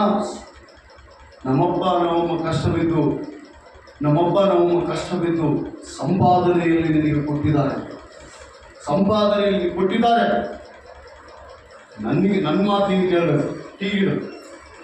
ಟೀ ಮಾಡ್ಕೊಂಬ ಬಂದು ಸ್ವಲ್ಪ ಕಾಲು ಹೊತ್ತು ಹೆಂಗಿದೆ ಬೇರೆ ಎಲ್ಲ ರಿವರ್ಸ್ ಅಲ್ಲ. ಇದು ನಾವು ಪ್ರಾಣ ಹೋದ್ರಪ್ಪಲ್ಲೇ. ನಾನು ಯಾರು ಗೊತ್ತಾ ಊರಾಗ? ನನಗೆ ಎಷ್ಟು ಮರ್ಯಾದೆ ಇದೆ ಗೊತ್ತಾ? ನಾನು ಎಂಥವ್ನು ಗೊತ್ತಾ? ಇವೆಲ್ಲ ಅವ್ರು ತೆರೆಗೆ ತುಂಬ್ತಾ ಇರ್ತೀನಿ. ನಾನು ಏನು ಅನ್ಕೊಂಡಿ? ನಾನಂದ್ರೆ ನನ್ನ ಬಗ್ಗೆ ಗೊತ್ತಿಲ್ಲ ಅಲ್ಲಿ ನಿಮಗೆ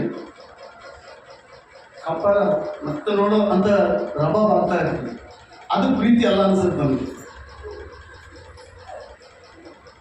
ಯಾವ ಕುಟುಂಬದಲ್ಲಿ ಪ್ರೀತಿ ಇಲ್ಲವೋ, ಒತ್ತಡ ಇರ್ತದೋ, ಅದು ನಿಜವಾಗ್ಲೂ ಆ ಕುಟುಂಬದಲ್ಲಿ ನರಕ. ಆ ಕುಟುಂಬದಲ್ಲಿ ಏನಿದ್ರು ಪರವಾಗಿಲ್ಲ, ಆ ಕುಟುಂಬದಲ್ಲಿ ಗಂಡ ಹೆಂಡತಿ ಮಕ್ಕಳೆಲ್ಲ ಚೆನ್ನಾಗಿದ್ದಾರೆ ಅಂದ್ರೆ ಆ ಕುಟುಂಬ ಸ್ವರ್ಗ ಅದು. ಅಲ್ಲಿರುವ ಸಂತೋಷ, ಅಲ್ಲಿರುವ ಸಮಾಧಾನವೇ ಬೇರೆ. ಪ್ರಿಯ ಆತ್ಮೀಯ ನನ್ನ ಸಹೋದರ, ನನ್ನ ಸಹೋದರಿ, ಇಲ್ಲಿ ನಾನು ನಂಬ್ತಾ ಇದ್ದೀನಿ, ನಂಬಿಗಸ್ತರಿದ್ದಾರೆ ಎಂಬುದಾಗಿ. ಒಬ್ಬರೇ ಇರಲಿಕ್ಕೆ ಅದರಲ್ಲಿ ಇಬ್ಬರೇ ಯೌವನಸ್ಥರು, ಬಟ್ ನಿಮ್ಮ ಸಾಕ್ಷ್ಯ ನೀವು ಕಾಪಾಡಿಕೊಳ್ಬೇಕು. ನಿಮ್ಮ ಸಾಕ್ಷ್ಯನು ಈ ಊರಲ್ಲೆಲ್ಲ. ಯಾವಾಗ ನೀವು ಬೇರೆ ಊರಿಂದ ಒಬ್ಬ ಹೆಣ್ಣನ್ನು ತೆಗೆದುಕೊಂಡು ಬರೋದು, ಇಲ್ಲ ನಿಮ್ಮ ಹೆಣ್ಣನ್ನು ಅವರಿಗೆ ಕೊಡ್ತರೋ, ನಿಮ್ಮ ಸಾಕ್ಷಿಯಲ್ಲಿ ಮಿನ್ಸ್ತಾ ಇರ್ಬೇಕು, ಪಳಪಳನೆ ಹೊಡಿತಾ ಇರ್ಬೇಕು ನಿಮ್ಮ ಸಾಕ್ಷಿ. ನನ್ನ ಕಡೆಗೆ ನೋಡ್ರಿ, ನಿಮ್ಮ ಸಾಕ್ಷಿ ಹೆಂಗಿರ್ಬೇಕು ಹೇಳ್ರಿ? ಪಳಪಳನೆ ಹೊಡಿತಾ ಇರ್ಬೇಕು. ಆ ವ್ಯಕ್ತಿ ಅಂತವನಲ್ಲ, ನಮ್ಮಿಂದ ಒಂದು ನಯ್ಯ ಪೈಸೆ ಕೂಡ ಎಕ್ಸ್ಪೆಕ್ಟ್ ಮಾಡಲಮ್ಮ. ಹೆಂಗಿದ್ದಾನೆ ನಿನ್ನ ಗಂಡ, ಅಮ್ಮ ಹೆಂಗಿದ್ದಾನೆ, ಅಪ್ಪ ಹೆಂಗಿದ್ದಾನೆ. ಇದು ಈ ಪ್ರೀತಿನೇ ಬೇರೆ. ನಾವು ಕೊಟ್ಟಿದ್ದೀವಿ, ನಾವು ಹೆಂಗೆ ಕೊಟ್ಟಿವೋ ಅವ್ರು ತಂದ್ಬಿಡ್ತಾರೆ. ಒಂದು 2-3 ಲಕ್ಷ ಯಾರ ಹತ್ರ ಆದ್ರೂ ಬಡ್ಡಿ ಸಾಲ ತೆಗೆದುಕೊಡ್ಬೋದು. ನನ್ನ ಮಗಳಿಗೆ ಕೊಡ್ಬೇಕಪ್ಪ, ಮದುವೆ ಮಾಡ್ಬೇಕು. ಈಗ ಓರ್ವ ಮಗಳು ಪ್ರಾಯಸ್ಗಳಾಗಿದ್ದಾರೆ, ನನ್ನ ಹಳ್ಳಿಗೆ ಏನಾದರೂ ಕೊಡ್ಬೇಕು ಅಂತ ಅವ್ರು ತಂದು ಸಾಲ ಮಾಡಿ ತಗೊಂಡು ಕೊಟ್ಟು ಅವ್ರು ಹಗಲೆಲ್ಲ ಬಿಸಿಲಲ್ಲಿ ಬೆವರಿ ಆ ಬಡ್ಡಿ ಕಟ್ಟಲಾರ್ದ ಅವ್ರು ಸತ್ತೋಗ್ಬಿಟ್ರೆ, ಆ ನ್ಯಾಯ ತೀರ್ಪು, ಆ ಸಾಕ್ಷಿ ನೀನೇ ನಾನು ತೆಗೆದುಕೊಂಡವ್ರೆ. ఏమనిచ్చింది ఆమె అమ్మ మాకి ఏమిచ్చింది పో అనబారు. అట్లా అంటే మీరేమవుతారు సార్, నన్ను ఇచ్చింది కదా చాలు కదా అని చెప్పాలి. ಏನನ್ಬೇಕೇಳ್ರಿ?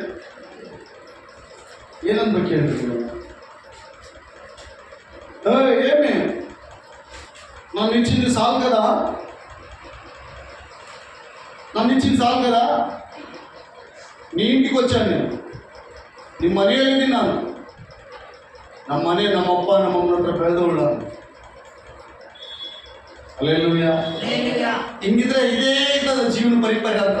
ಅವ್ರು ಇವ್ರನ್ನ ಬೈಯೋದು, ಇವ್ರು ಅವ್ರನ್ನ ಬೈಯೋದು, ಇದೇ ಇರ್ತದೆ ಹೊರತು ಅದರಲ್ಲಿ ಏನು ಸಮಾಧಾನ ಇರಲ್ಲ. ಪ್ರೀತಿ ಏನು ಗೊತ್ತಾ ಪ್ರಿಯರೇ? ಪ್ರೀತಿ ಏನು ಹೇಳ್ರಿ? ನೀನೇನು ತೆಗೆದುಕೊಂಡಾಗ ಆಕೆಯನ್ನು ನಡೆಸುವಂಥ ವಿಧಾನ ನಿನಗೆ ಗೊತ್ತಿರಬೇಕು. ಆವರ್ಸೋದು ಎಷ್ಟು ಜನ ನೋಡಿ, ಅವನು 3 ತಿಂಗಳದ ಆಡ್ತಾನೆ ಇರ್ತದೆ. ನಾನು ಒಂದು ಮಾತಾಡ್ಬಿಟ್ಟು ಕೇಳಿದ್ರೆ, ಹೆಣ್ಮಕ್ಕಳ ಪ್ರೀತಿ ನಿಸ್ವಾರ್ಥ ಪ್ರೀತಿ. ಎಷ್ಟು ಜನ ನಂಬ್ತಾ ಇದ್ದಾರೆ? ಶಿವಣ್ಣ, ಹೆಣ್ಮಕ್ಳ ಪ್ರೀತಿ ನಿಸ್ವಾರ್ಥ ಪ್ರೀತಿ.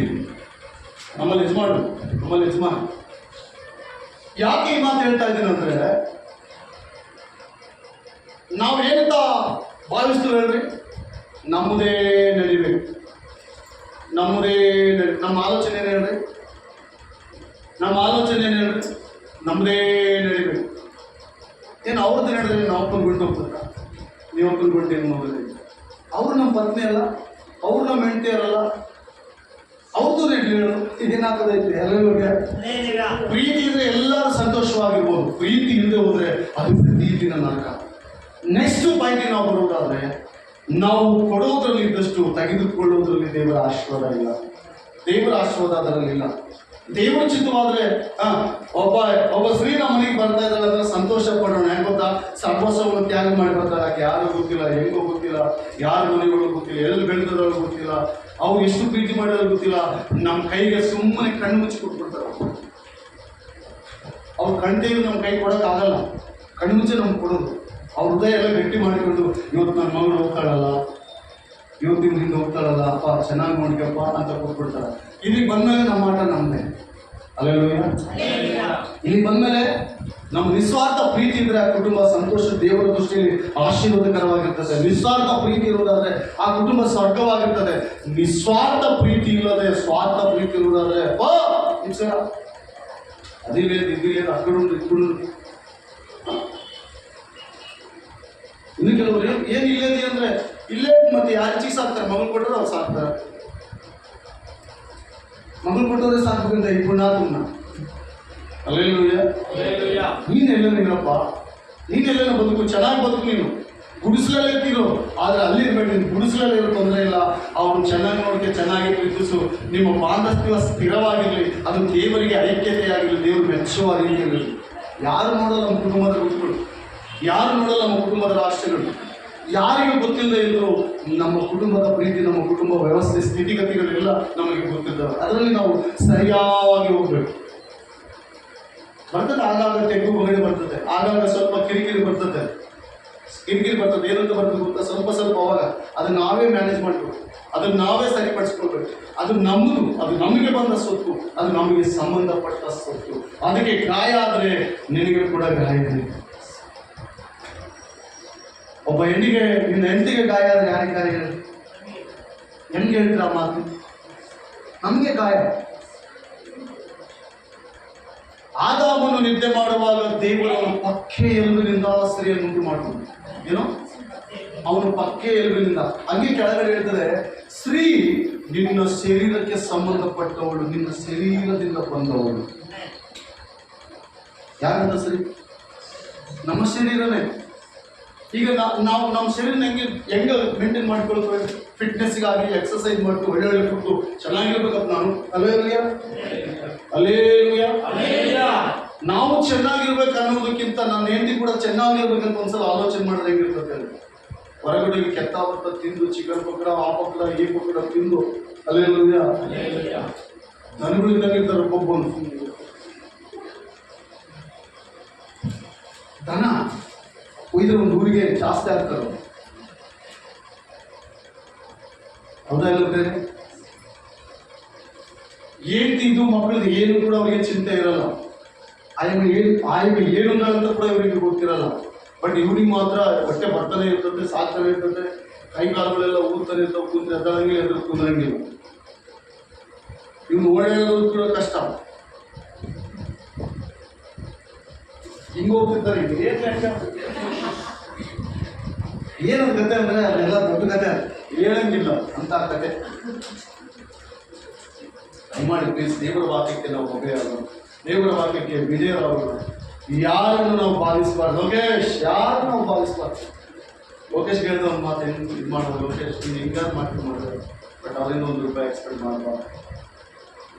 ಅವ್ರಿಂದ ಏನು ಮಾಡಬಾರ್ದು? ₹1 ಬೇಡಯ್ಯ, ಅದಕ್ಕಾಗಿ ಬಿಟ್ಕೊಂಡು ಚರ್ಚಿಗೆ ಬಾರ್ದು, ಏನು ತೊಂದರೆ ಇಲ್ಲ. ನನ್ನ ಹತ್ರ ಎಕ್ಸ್ಟ್ರಾ ಇದ್ರೆ ನನಗೆ ಕೊಡ್ತೀನಿ, ಇಲ್ಲ ನನಗೆ ಇಲ್ಲ ಅಂದರೆ ನಾನು ಅದೇ ಅಂಗಡಿ ಬಿಟ್ಕೊಂಡು ಬೋಧನೆ ಮಾಡ್ತೀನಿ, ತೊಂದರೆ ಏನಿಲ್ಲ. ದೇವ್ರ ಹೃದಯ ನೋಡ್ತಾನೆ ಅಷ್ಟೇ, ಬಟ್ಟೆ ನೋಡುವ. ಆಯ್ತಲ್ಲ, ಓಕೆ, ಬೇಕಾಗಿಲ್ಲ.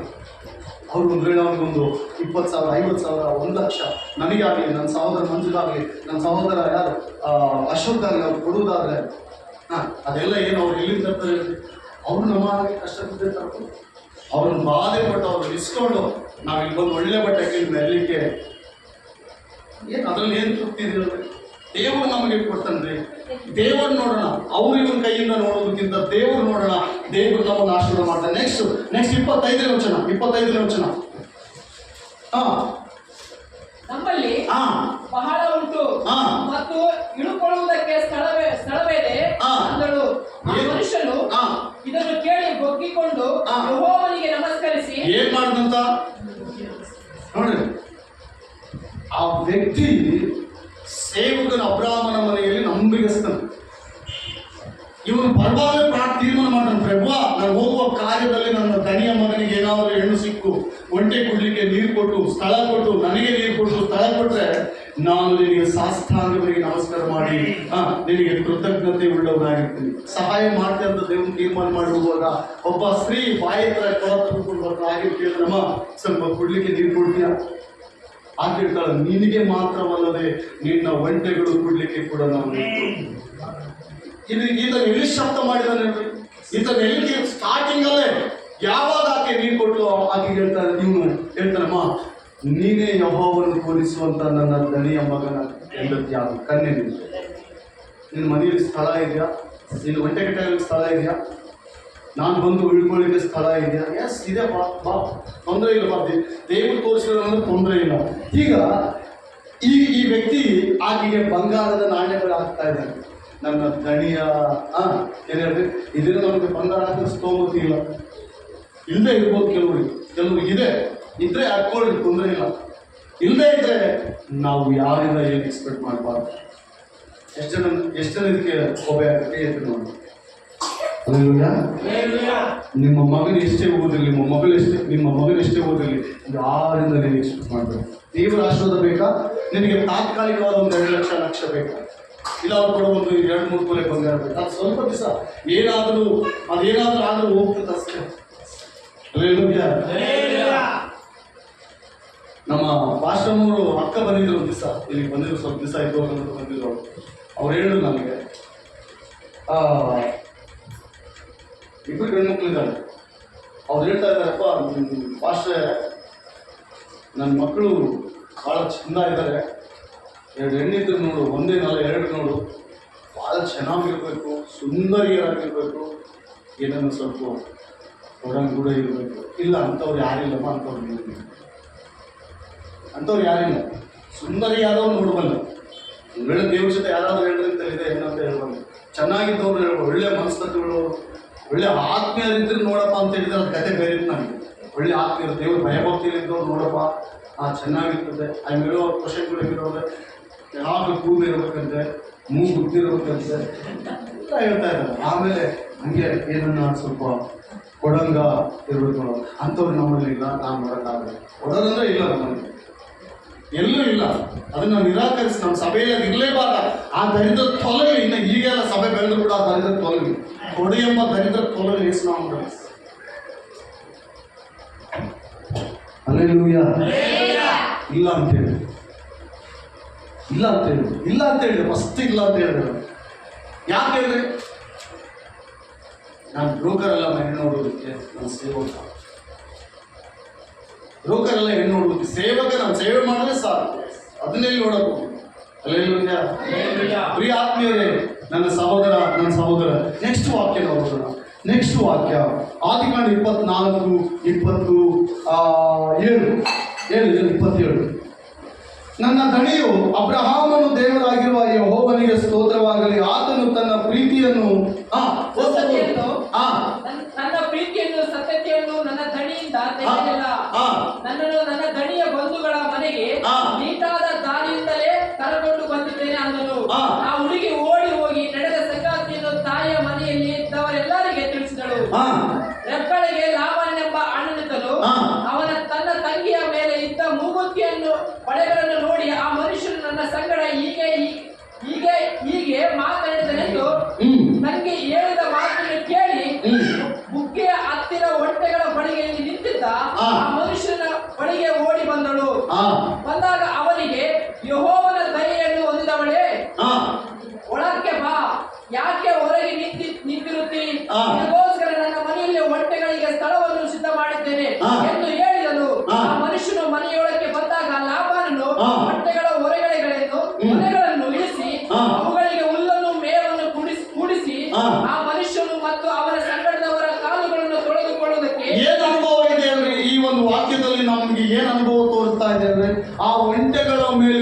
ಸಾಮಗ್ರಿಗಳನ್ನು ಅವರು ಇಳಿಸಿದರು ಎಂಬುದಾಗಿ. ಅಂದ್ರೆ ಈ ಅಬ್ರಾಮನು ಸಮೃದ್ಧಿ ಉಳ್ಳವನು. ಈ ಅಬ್ರಾಮನಿಗೆ ಬೇಕಾದಷ್ಟು ಆಶೀರ್ವಾದ ಇದೆ, ಅಬ್ರಾಮನ ಮನೆಯಲ್ಲಿ ಬೇಕಾದಷ್ಟು ಇದೆ. ಅದೇ ಅಬ್ರಾಮನು ತೆಗೆದುಕೊಂಡು ಒಂಟೆ ಮೇಲೆ ತೆಗೆದುಕೊಂಡು ಹೋದ ಸಾಮಗ್ರಿಗಳನ್ನು ಅಲ್ಲಿ ಇಳಿಸ್ತಾ ಇದ್ದಾರೆ. ಅದಕ್ಕೆ ಸೂಚನೆ ಏನು ಗೊತ್ತಾ?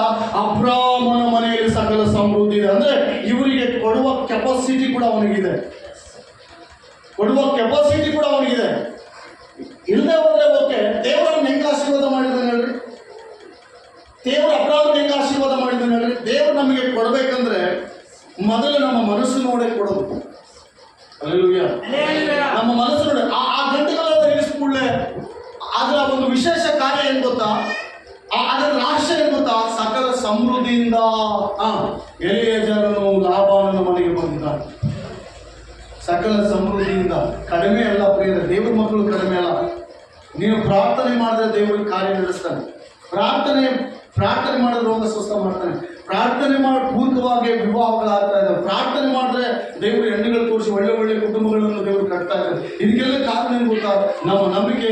ತದನಂತರ ದೇವರು ನಮಗೆ ಕೊಟ್ಟಿರುವುದರಲ್ಲಿ ನಾವು ಎಕ್ಸಾಕ್ಟ್ ಆಗಿ ಖಂಡಿತವಾಗಲಿ ದೇವರ ಮುಂದೆ ನಾವು ಇರಬೇಕು. ದೇವರು ಇದು ನನಗೆ ಕೊಟ್ಟಿದೆಯಾ, ನನಗೆ ಸ್ತೋತ್ರ, ನಾನು ಏನು ಮಾಡ್ಬೇಕು ಎಂಬುದಾಗಿ ಆಗಾಗ ದೇವರನ್ನ ಪ್ರಶ್ನೆ ಮಾಡ್ಬೇಕು. ಇದೆಲ್ಲ ಕೊಟ್ಟಿದೆಯಲ್ಲಪ್ಪ, ನಾನು ಏನು ಮಾಡ್ಬೇಕು? ಹಲ್ಲೆಲೂಯಾ. ಇದೆಲ್ಲ ಇಷ್ಟು ದುಡ್ಡು ಕೊಟ್ಟಿದ್ಯಾ, ಇಷ್ಟು ಹಣ ಕೊಟ್ಟಿದ್ಯಾ, ಇಷ್ಟು ಬಂಗಾರ ಕೊಟ್ಟಿದ್ಯಾ, ಏನು ಮಾಡ್ಬೇಕಂತ ನಾವು ಕೇಳ್ಬೇಕು. ಹಲ್ಲೆಲೂಯಾ. ಈಗ ಮನೆಗೆ ಹೋಗೋದ್ರೊಳಗಾಗಿ 2 ಕಿವಿದವ, ನಮಗೆ ಹಣೆ ಮೇಲೆ 1 ಕಿವಿ ಬರಬೇಕು. ಯಾಕೆ ಸ್ವಾಮಿ? ಹೋಗುವಾಗ 2 ಕಿವಿದು, ಈಗ ಚರ್ಚ್ಗೆ ಬಂದ್ರೆ 3 ಕಿವಿ ಆಗಿಬಿಟ್ಟು ನಿಮ್ಗೆ ತೆಗ್ದಾಕಂತ ಕೇಳ್ತೇ ಇಲ್ಲ. ಹಂಗೆ ಇಲ್ಲ ಅಂತ ಅನ್ಕೊಂತೀಯ ಹಂಗ? ಮತ್ತೆ ನಿನಗೆ ಏನಾದರೂ ಬಂದ್ರೆ ಪ್ರಭಾ ಇದನ್ನ ಏನ್ ಮಾಡಿ ಸ್ವಾಮಿ, ಇಷ್ಟು ಕೊಟ್ಟಿದೆಯಲ್ಲ, ಇದನ್ನ ನಾನು ಯೋಗ್ಯನಾ ಅಯೋಗ್ಯನಾ, ಇದನ್ನ ನಾನು ಏನ್ ಮಾಡ್ಬೇಕು ಸ್ವಾಮಿ, ಇದು ನಿನ್ನ ಪಾದದಲ್ಲಿ ಇಡ್ತಾ ಇದ್ದೀನಿ, ನೀನು ತಿಳಿಸುವವರಿಗೆ ಸಹಾಯ ಮಾಡು. ಹಲ್ಲೆಲೂಯಾ. ತಿಳಿಸುವ ಸಹಾಯ ಮಾಡು. ಹಾಗೆ ಇದರಲ್ಲಿ ಏನಿದೆ ಗೊತ್ತಾ? ನೀನು ಈಗ ಆ ರೀತಿ ನೀನು ಹೋಗುವುದಾದ್ರೆ ಮುಂದೆ ಒಂದು ದಿನ ದೇವರು ನೀನು ಸಂಸಾರವನ್ನು ಸುಖ ಸಂಸಾರವಾಗಿ ಮಾರ್ಪಡಿಸ್ತಾನೆ. ಈಗ ಗಂಡ ಹೆಂಡತಿ ಆಗ್ತಾರೆ, ಗಂಡ ಹೆಂಡತಿ ಆದ ನಂತರ ಗಂಡ ಹೆಂಡತಿಯರ ಒಂದು ಸಂಬಂಧ ಹೆಂಗಿರ್ಬೇಕು ಹೇಳ್ತಾರೆ? ಗಂಡ ಹೆಂಡತಿಯ ಸಂಬಂಧ ಹೆಂಗಿರ್ಬೇಕಾದ್ರೆ ಬೈಬಲ್ ಅಂತ ನೋಡೋಣ. ಎಬ್ರಿಯ ಬರೆದ ಪತ್ರಿಕೆ 13ನೇ ಅಧ್ಯಾಯ 4ನೇ ವಚನ. ಎಬ್ರಿಯದವರು ಬರೆದ ಪತ್ರಿಕೆ 13ನೇ ಅಧ್ಯಾಯ 4ನೇ ವಚನ.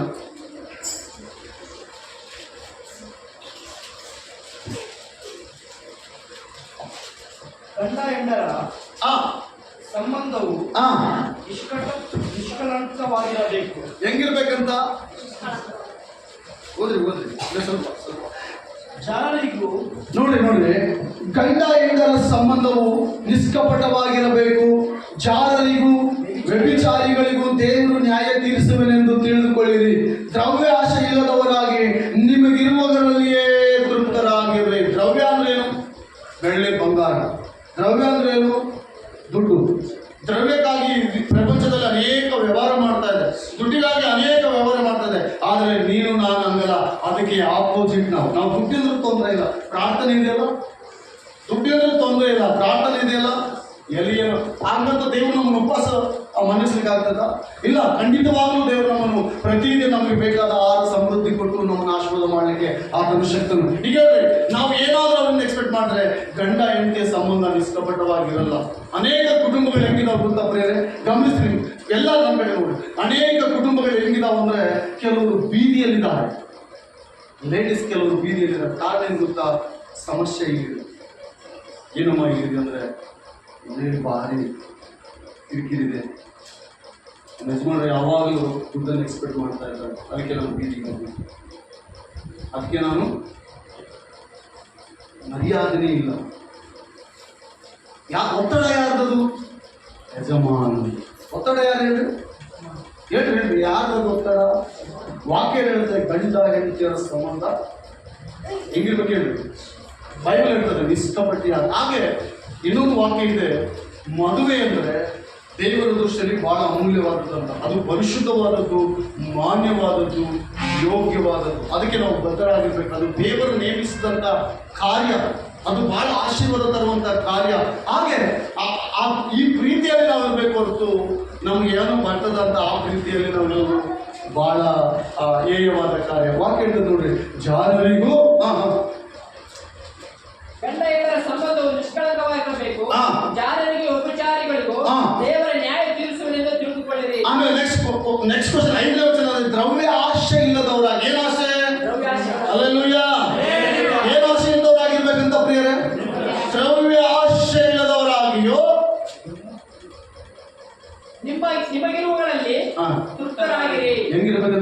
ಈ రోజు మీకేముందో ಇವತ್ತು ನಿಮಗೇನಿದೆಯೋ ಅದರಲ್ಲೇ ತೃಪ್ತರಾಗಿರ್ಬೇಕು. ಅತ್ತೆ ಅವರಿದ್ದಾರೆ ಕೆಲವರು ಅತ್ತೆ ತರ ಏನ್ ತಂದಿ ಏನ್ ನೀನು ತಂದಿ ನೋಡಿ ಬಲ್ಪಟ್ಟ ನೋಡಿ ನಿಮ್ಮಪ್ಪ ನೀವು ಬಲ್ಪಟ್ಟ ಕೊಡಿ ನೀನು ಅಲ್ಲೇನೋಯ್ಯ ಹಂಗೇನಾ ತಂದ್ಬಿಡಿ ಬಿಡಮ್ಮ ನೀನು ತರಗ ಹೋಗಿ ಒಂದು ಸಾರಿ ಒಬ್ಬ ಸಹೋದರಿಗೆ ಹೆಲ್ತ್ ಸರಿಗಿಲ್ಲ, ಹೆಲ್ತ್ ಇಶ್ಯೂಸ್ ಇದೆ, ಅವ್ರ ಮನೆಗೆ ಹೋಗಿಲ್ಲ. ಈಗ ಆರೋಗ್ಯ ಸರಿಗಿಲ್ಲ ಅಂತೇಳಿ ಅವರು ಬಡವರು, ಆಕೆಗೆ ಏನಿಲ್ಲ ಬೇರೆ ದಾರಿ, ಏನ್ ಮಾಡ್ಬೇಕು? ಹೆಲ್ತ್ ಇಶ್ಯೂಸ್ ಇದೆ ಪಾಪ, ಡಾಕ್ಟರ್ ಹತ್ರ ಹೋಗ್ಬೇಕಂದ್ರೆ ದುಡ್ಡಿಲ್ಲ, ಬಡವರು ಯಾರು ಅವರಿಗೆ ಕೊಡಂಗಿಲ್ಲ, ಬಡವರು ನೋಡಿದ ದಿನಮಾನಗಳಲ್ಲಿ ದುಡ್ಡೇ ಕೊಡಂಗಿಲ್ಲ. ಕಾಲಲ್ಲಿ ಕಾಲು ಸೈನಿದ್ರೆ ಆಕೆ ಒತ್ತಿ ಕಿತ್ತಾಗಿರ್ತಾರೆ ತೋರಿಸಿದ್ರೆ. ಈಗ ಅತ್ತೆ ಏನ್ ಮಾಡ್ಬೇಕು? ಅತ್ತೆ ಅದನ್ನು ಸ್ವೀಕಾರ ಮಾಡ್ಬೇಕು. ಆರೋಗ್ಯ ಇಲ್ಲ ಒತ್ತಿಟ್ಕೊಂಡಿರ್ಬೋದು, ತೋರಿಸ್ಕೊಂಡಿರ್ಬೋದು. ಅಂತ ಚೈನು ನೀನು ಬದುಕಿದ್ರೆ ಸಾವಿರಾರು ಚೈನ್ ತರ್ಬೋದು ಅಂತ ಹೇಳ್ಬೇಕು. ಆದ್ರೆ ಫಸ್ಟ್ ಚೈತಾನ ಏನ ಚೈತಾನ ಮನೆಗೆ ಬಾ, ಇದ್ರೆ ಬರ್ಬಾರ್ದು. ಚೈತಾನ ಮನೆಗೆ ಬಾ, ಇದ್ರೆ ಬೇಡ ಬೇಡ ಚೈನ ತಿಕ್ ತೋರಿಸಿದ್ವಿ ಅಂದ್ರೆ ತೋರಿಸ್ಲಿಬಾರ್ದ ಹೇಳಿ. ಪ್ರಾಣ ಹೋಗ್ಬಿಡ್ತಾವ್ರಿ. ನಿಮ್ಮ ಕುಟುಂಬಕ್ಕೆ ಅದು ಶಾಪ, ತಲೆಮಾರುಗಳವರೆಗೂ ಶಾಪ ಬರ್ತದೆ. ದೇವರು ಹೊಡಿತಾನೆ. ಒಬ್ಬರಿಗೆ ಆರೋಗ್ಯ ಇಲ್ಲಂದ್ರೆ ಅನೇಕರು ಆರೋಗ್ಯ ಇಲ್ಲದವರಿಗಾಗಿ ಸೇವೆ ಮಾಡ್ತಾ ಇದ್ದಾರೆ. ಇವತ್ತು ಎಷ್ಟೋ ಜನ ಆರೋಗ್ಯ ಇಲ್ಲದವರಿಗಾಗಿ ಸೇವೆ ಮಾಡ್ತಾ ಇದ್ದಾರೆ. ಅದರಲ್ಲಿ ನಾವೊಬ್ಬರಾಗಿ ನಮ್ಗೆ ಏನು ಕೊಡ್ಲಿಕ್ಕೆ ಆದ್ರೆ ಅವ್ರು ಅಟ್ಲೀಸ್ಟ್ ಪ್ರಾರ್ಥನೆ ಮಾಡಿ. ಅವ್ರು ಏನಾದ್ರೂ ಆರೋಗ್ಯವಂತ ಇದ್ದಾರೆ ಅಂದ್ರೆ ದೇವರಿಗೆ ಸ್ತೋತ್ರ. ನಿನ್ ಸೊಸೆ ಆರೋಗ್ಯದಿಂದ ಇದ್ರಲ್ಲ, ನಿನ್ ಮಗ ಆರೋಗ್ಯದಿಂದ ಇರ್ತಾನೆ. ನಿನ್ ಸೊಸೆಗೆ ಟಿವಿ ಕಾಯಿಲೆ ನಿಂತು ಸೊಸೆ ಹೆಲ್ತ್ ಪರವಾಗಿ ತೋರಿಸಬಾರ್ದ? ಆ ಟಿವಿ ಕಾಯಿಲೆ ನಿನ್ ಮಗ ಬರಲ್ವಾ? ಇದ್ರೆ ಓಕೆ, ಅವನಿಗೆ ಬರಲ್ಲ, ನನಗೆ ನಿನಗೆ ಬರಲ್ಲ, ಆಮೇಲೆ ನಮಗೆ ಬರಲ್ಲ, ನನ್ನ ಮೊಮ್ಮಕ್ಕಳಿಗೆ ಬರಲ್ಲ ಅಂತ ಅಂತೀಯ. ಬಂಗಾರಕ್ಕಿಂತಲೂ ಆರೋಗ್ಯ ಬಹಳ ಪ್ರಾಮುಖ್ಯ. ಎಲ್ಲರೂ ಆರೋಗ್ಯದಿಂದಿರ್ಬೇಕು. ಕುಟುಂಬದಲ್ಲಿ ಎಲ್ಲರೂ ಆರೋಗ್ಯದಿಂದಿರ್ಬೇಕು. ತೊಂದರೆ ಇಲ್ಲ. ಈ ದಿನ ಏನಾದ್ರು ಹೋಗ್ತದಂತ ದೇವರಿಗೆ ಸ್ತೋತ್ರ.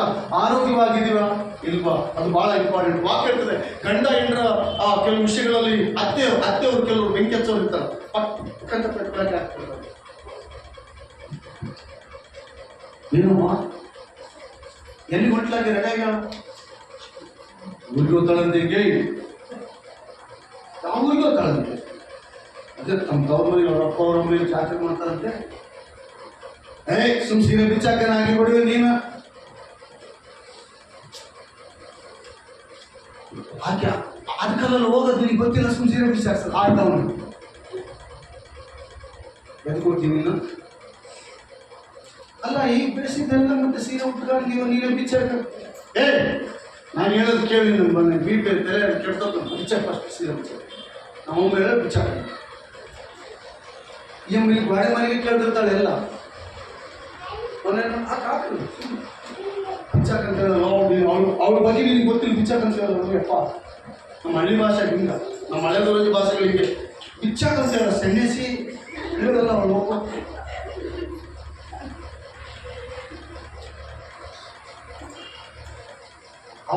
ಅವನು ಅದಕ್ಕೂ ಬಂಡಿಸತ್ತೇನ. ಅವನು ಕರ್ಕೊಂಡು ಹೋಗ್ತಾನೆ ಅಂದ್ರೆ ಆಕಿ ಅವ್ನು ಏನಾದ್ರೂ ಹಂಗೆ ಕಳಿಸ್ಕೊಂಡ್ರೆ ನೆಕ್ಸ್ಟ್ ಆ ಸಂಸಾರ ಆಗಲ್ಲ. ಯಾಕಾಗಲ್ಲ ಅಂದ್ರೆ ಈ ಅಮ್ಮ ಇದಾರ. ಮನೆ ಜಾತ್ರೆಗೆ ಹೋಗಿದ್ದಲ್ಲ ಗೊತ್ತಾ? ಅವ್ರು ಏನು ಹೇಳಿದ್ರು ಗೊತ್ತಾ ನನಗೆ? ಎಲ್ಲ ಹೇಳ್ಬಿಟ್ರು ಆಕೆ ಬಗ್ಗೆ. ನೋಡಿ ನಾನು ಏನು ಮಾಡಿರಲ್ಲ ಪಾಪ. ಗಂಡಮ್ಮ ಭಯ ಇರಲ್ವಾ? ಇಂಥ ಅತ್ತೆಗಳು ಕೂಡ ಕೆಲವರು ಇದ್ದಾರೆ. ಅದು ಸ್ವಲ್ಪ ಹಚ್ಚೋದನ್ನ ಆರಿಸ್ಬೇಕು ಹೊರತು ಆಕೆ ಹಂಗೆ ಪೆಟ್ರೋಲ್ ಹಾಕೋದು ಹಚ್ಚೋದು, ಪೆಟ್ರೋಲ್ ಹಾಕೋದು ಹಚ್ಚೋದು, ಪೆಟ್ರೋಲ್ ಹಾಕೋದು ಹಚ್ಚೋದು. ಯಾವಾಗ ಇವನು ಇರೋವರೆಗೆ ಸುಮ್ಮನೆ ಇರ್ತಾವೆ, ಅವ್ನು ಸ್ವಲ್ಪ ಭಯ ಇರ್ತದೆ. ಯಾವಾಗ ಅವಾಗ ಎಲ್ಲಿಗೆ ಹೋಗ್ಬಿಟ್ಟ. ಅಲ್ಲ ನೀನು ಆ ಮನೆಗೆ ಅವ್ರದಾಗ ಇವ್ರದಾಗ ಮಾತಾಡ್ತೇನೆ ಕೆಲಸ ಏನ್ ಕೆಲಸ ಅಂತ? ನೀನು ಅಕ್ಕ ಕಡೆಗೆ ಮಾತಾಡ್ತಿ, ಈ ಕಡೆಗೆ ಮಾತಾಡ್ತಿ, ಅವ್ರು ಬಟ್ಟೆ ಇವ್ರು ಬಟ್ಟೆ ಮಾತಾಡ್ತಾರ. ಬರಲಿಂದ ಅವನು ಹೇಳ್ತು ಬಿಟ್ಬಾರ್ದು. ಅವನು ಎಲ್ಲಿಗೆ ಬಿಟ್ಟು ಬರ್ಬೇಕು? ಅವನು ಎಲ್ಲಿಗೆ ಬಿಟ್ಟು ಬರ್ಬೇಕು ಹೇಳ್ರಿ? ಅವನು ಹೇಳ್ರಪ್ಪ ಎಲ್ಲಿಗೆ ಬಿಟ್ಟು ಬರ್ಬೇಕು? ನೀವು ಹೇಳ್ರಿ ನೋಡೋಣ. ಅತ್ತೆಯವ್ರು ಭಾಳ ನಮಗಿನ ಮೇಧಾವಿಗಳು ಇದ್ದೀವಿ. ಹೇಳ್ರಮ್ಮ. ನಮ್ಮ ಮನೆ ಬೇಡ ನಮ್ಮನೆ ಮತ್ತೆ ಎದಕ್ಕೆ ಮಾಡ್ತೀನಿ ನಾವು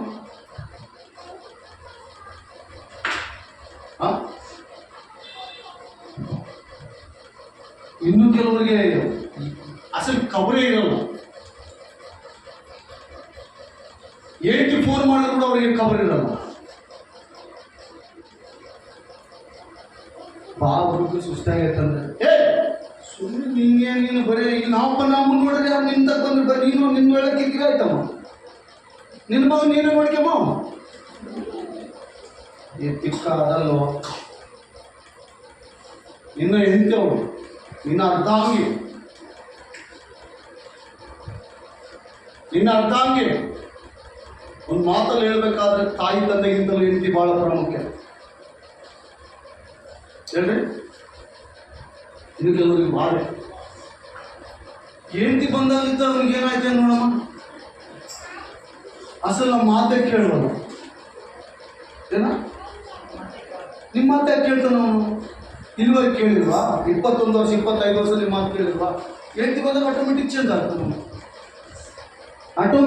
ಆಗ್ತಾನ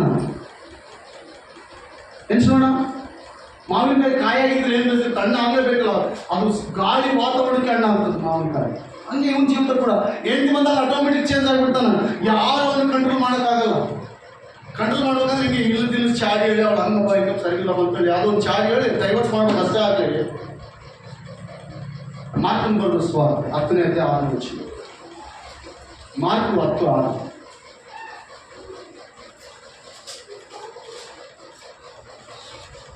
ಮಾರ್ಕ್ 10:6 ದೇವರಾದರೂ ಸೃಷ್ಟಿಯ ಮೊದಲಿನಿಂದಲೇ ಅಪ್ಪ ಫಸ್ಟ್ ದೇವರಾದರೂ ಸೃಷ್ಟಿಯ ಮೊದಲಿನಿಂದಲೇ ಮನುಷ್ಯರನ್ನು ಗಂಡು ಹೆಣ್ಣಾಗಿ ನಿರ್ಮಿಸಿದಂತನು ಈ ಕಾರಣದಿಂದ ಪುರುಷನು ಈ ನೋಡಿ ಎಲ್ಲ ಶ್ರದ್ಧೆಯಿಂದ ಕೇಳಿ ಯಾರು ಕಿರಿಕಿರಿ ಗಲಾಟೆ ಮಾಡಬಾರ್ದು.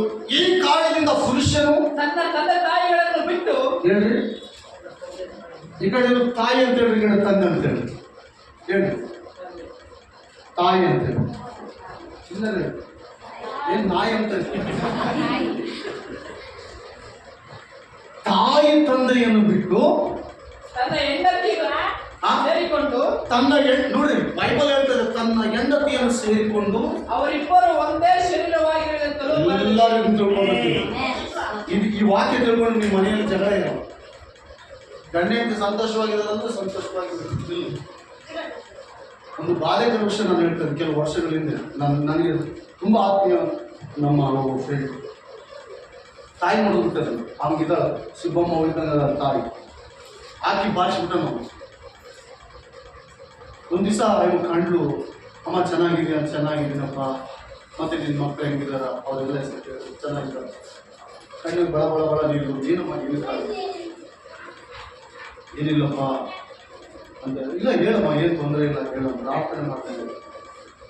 ಮಗ ಏನು ಮಾಡಿದಾನಂತ ನಾವು ಗುಟ್ಟಾಗಿರುವುದನ್ನು ಎಮ್ಮ ಅಣಿಕೆ ನೋಡ್ತಾರಂತ ಹೊಡ್ತಾನೆ. ಐದು ಹೇಳ್ತಾಳೆ ನನಗೆ ಯಾಕೆ ಬೇಕಪ್ಪ 75 ವರ್ಷ ಹೆಂಡತಿ ಮಾತು ಕೇಳಿ ಹೊಡ್ತಾ ಇದ್ದಾರೆ. ನಾನಂತ ನೋಡೋಕೆ ನನಗೇನೋ ಹರಕತೆ ಇದೆ. ಆಲೋಚನೆ ಮಾಡಿ 75 ವರ್ಷ ಒಂದು ತಾಯಿ ಅದನ್ನ ಏನು ಎಕ್ಸ್ಪೆಕ್ಟ್ ಮಾಡೋಕ್ಕಾಗ್ತಂತ ಹೇಳಿ ಅವ್ರಿಗೆ ಏನು ಬೇಕು ಹೇಳಿದ್ರೆ ಇವ್ನು ಹೆಂಗೆ ಹೊಡೆದಿರ್ಬೋದು ಅಂತ ನೋಡ್ರಿ. ಹೊಡಿಸೋರು ಹಿಂಗಾದ್ರೂ ಹೊಡಿಸ್ತಾರೆ ತಾಯಿ ತಂದೆ ವಾಕ್ ಹೇಳಿ ಬಿಡಬಾರ್ದು. ಆದರೆ ತಾಯಿ ತಂದೆ ಕೂಡ ಗಂಡ ಹೆಂಡತಿ ಚೆನ್ನಾಗಿದೆ ಅಂತ ಒಂದು ಬಿಡಬೇಕು ಅಷ್ಟೇ. ಒಂದೇ ಶರೀರ ಬೈಬಲ್ ಮಾತನ್ನು ಬದಲಿಸಬಾರ್ದೆ. ಅದನ್ನು ಯಾರು ಅಗಲಿಸಲಿಕ್ಕೆ ಪ್ರಯತ್ನ ಪಡಬಾರ್ದು.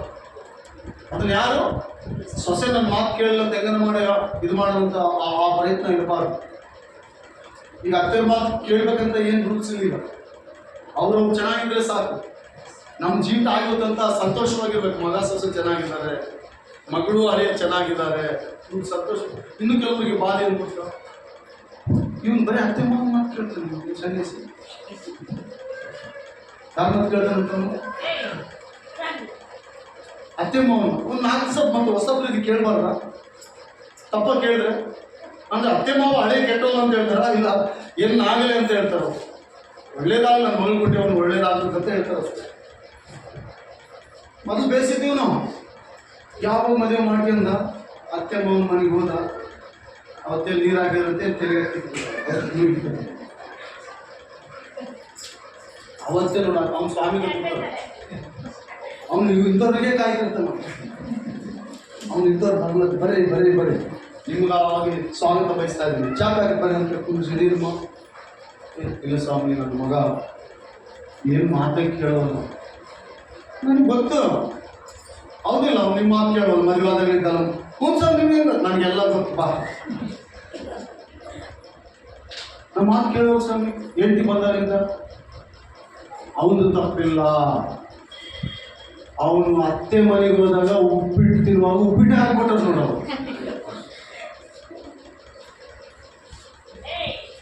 ಅವ್ನು ಒಳ್ಳೆಯವರಿಂದ ಮಾಡಿದ್ದಪ್ಪ ನನ್ನ ಸ್ವಾಮಿ. ಅವ್ರು ಏನು ಒಳ್ಳೆಯವರಲ್ಲ, ಆಯ್ತು ಇವನೊಂದು ಸ್ವಲ್ಪ ಪೆಟ್ರೋಲ್ ಆಗಿದೆ ಅವ್ರಿಗೆ. ಇನ್ನು ಅವನು ಪಾಪ ಪ್ರೀತಿ ಅಷ್ಟು ಇಷ್ಟು ಸ್ವಲ್ಪ ಅತ್ತೆ ಮಾವನ ಪ್ರೀತಿ ಇದ್ದರೂ ಕೂಡ ಅವನಿಂದ ಶತ್ರುವಿಗೆ ನೋಡ್ತಿರ್ತಾನೆ.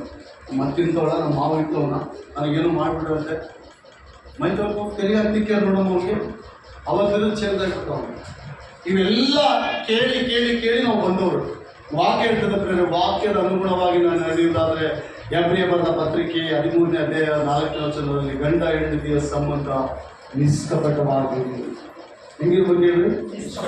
ಇದಕ್ಕೆ ಒಂದು ಬುನಾದಿ ಇದೆ. ಇದು ನಿಷ್ಕಪಟವಾಗಿರ್ಬೇಕಂದ್ರೆ ಮೊದಲು ನಾವು ನಿಷ್ಕಪಟವಾದ ಬುನಾದಿ ಅವರ ಹತ್ರ ಆಗ್ಬೇಕು. ಈಗ ಪ್ರೀತಿ ಪೂರಿತವಾಗಿ, ಹಣದಿಂದಲ್ಲ. ದ್ರವ್ಯ ಆಶೆ ಏನಂತ ಇರಬಾರ್ದು. ನಿನಗೆ ಇವತ್ತು 10 ರೂಪಾಯಿ ಇದೆಯಾ, 10 ರೂಪಾಯಿ ದುಡಿತಾ ಇದೆಯಾ, ಅದರಲ್ಲೇ ಸಂತೃಪ್ತ ನಾನು. ನೋಡ್ರಿ 5ನೇ ವಚನ ಎಬ್ರಿಯ 13 ವಾಕ್ಯ 5. ದ್ರವ್ಯಾಶೆ ಇಲ್ಲದವರಾಗಿಯೂ ಇರಲಿ, ನಿಮಗಿರುವುಗಳಲ್ಲಿ ತೃಪ್ತರಾಗಿ, ನಿಮಗಿದ್ದಿದ್ರಲ್ಲೇ ತೃಪ್ತರಾಗಿರ್ರಿ. ನಿಮಗಿದ್ದಿದ್ರಲ್ಲಿ ಏನಾಗ್ರಿ? ಹಲ್ಲೆಲೂಯಾ.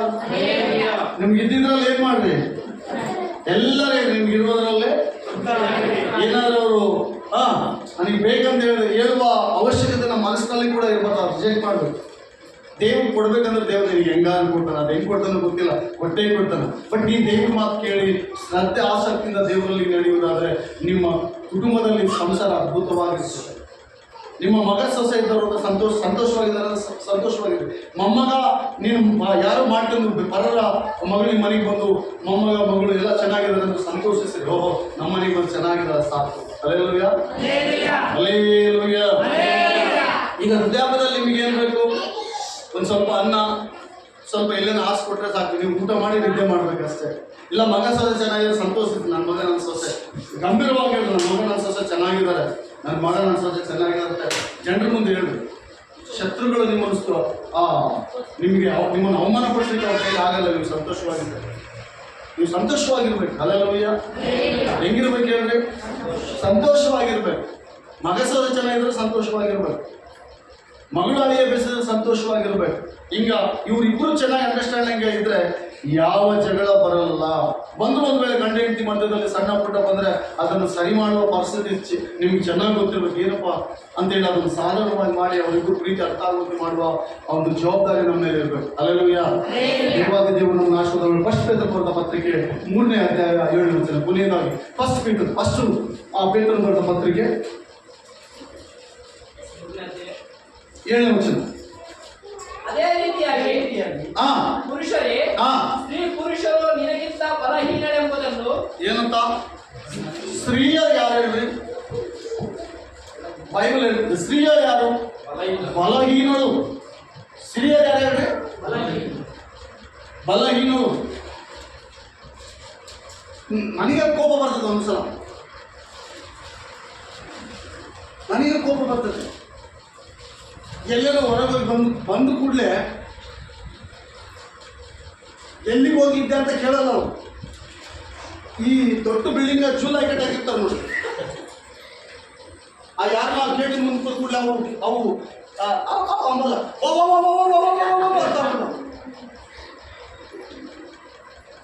ನನಗೆ ಕೂಡ ಕೋಪ ಬರ್ತದೆ ಕೆಲಸ.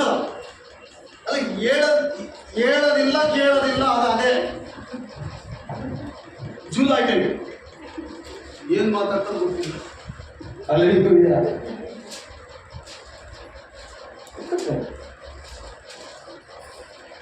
ಹೌದಾ ಏನಂದ್ರೆ ಹೋಗೋದ್ರೆ ಮತ್ತೊಂದು ಸಲ ಹೋಗೋದು. ಸ್ತ್ರೀಯ ಯಾರಂತ ಕೆಲವು ಸಲ ಸ್ತ್ರೀಯರು ಬೈತಿರ್ತಾರೆ, ನಮ್ಮ ಬೈತಿರ್ತಾರೆ, ಇಲ್ಲ ಬೈತಿರ್ತಾರಲ್ಲ.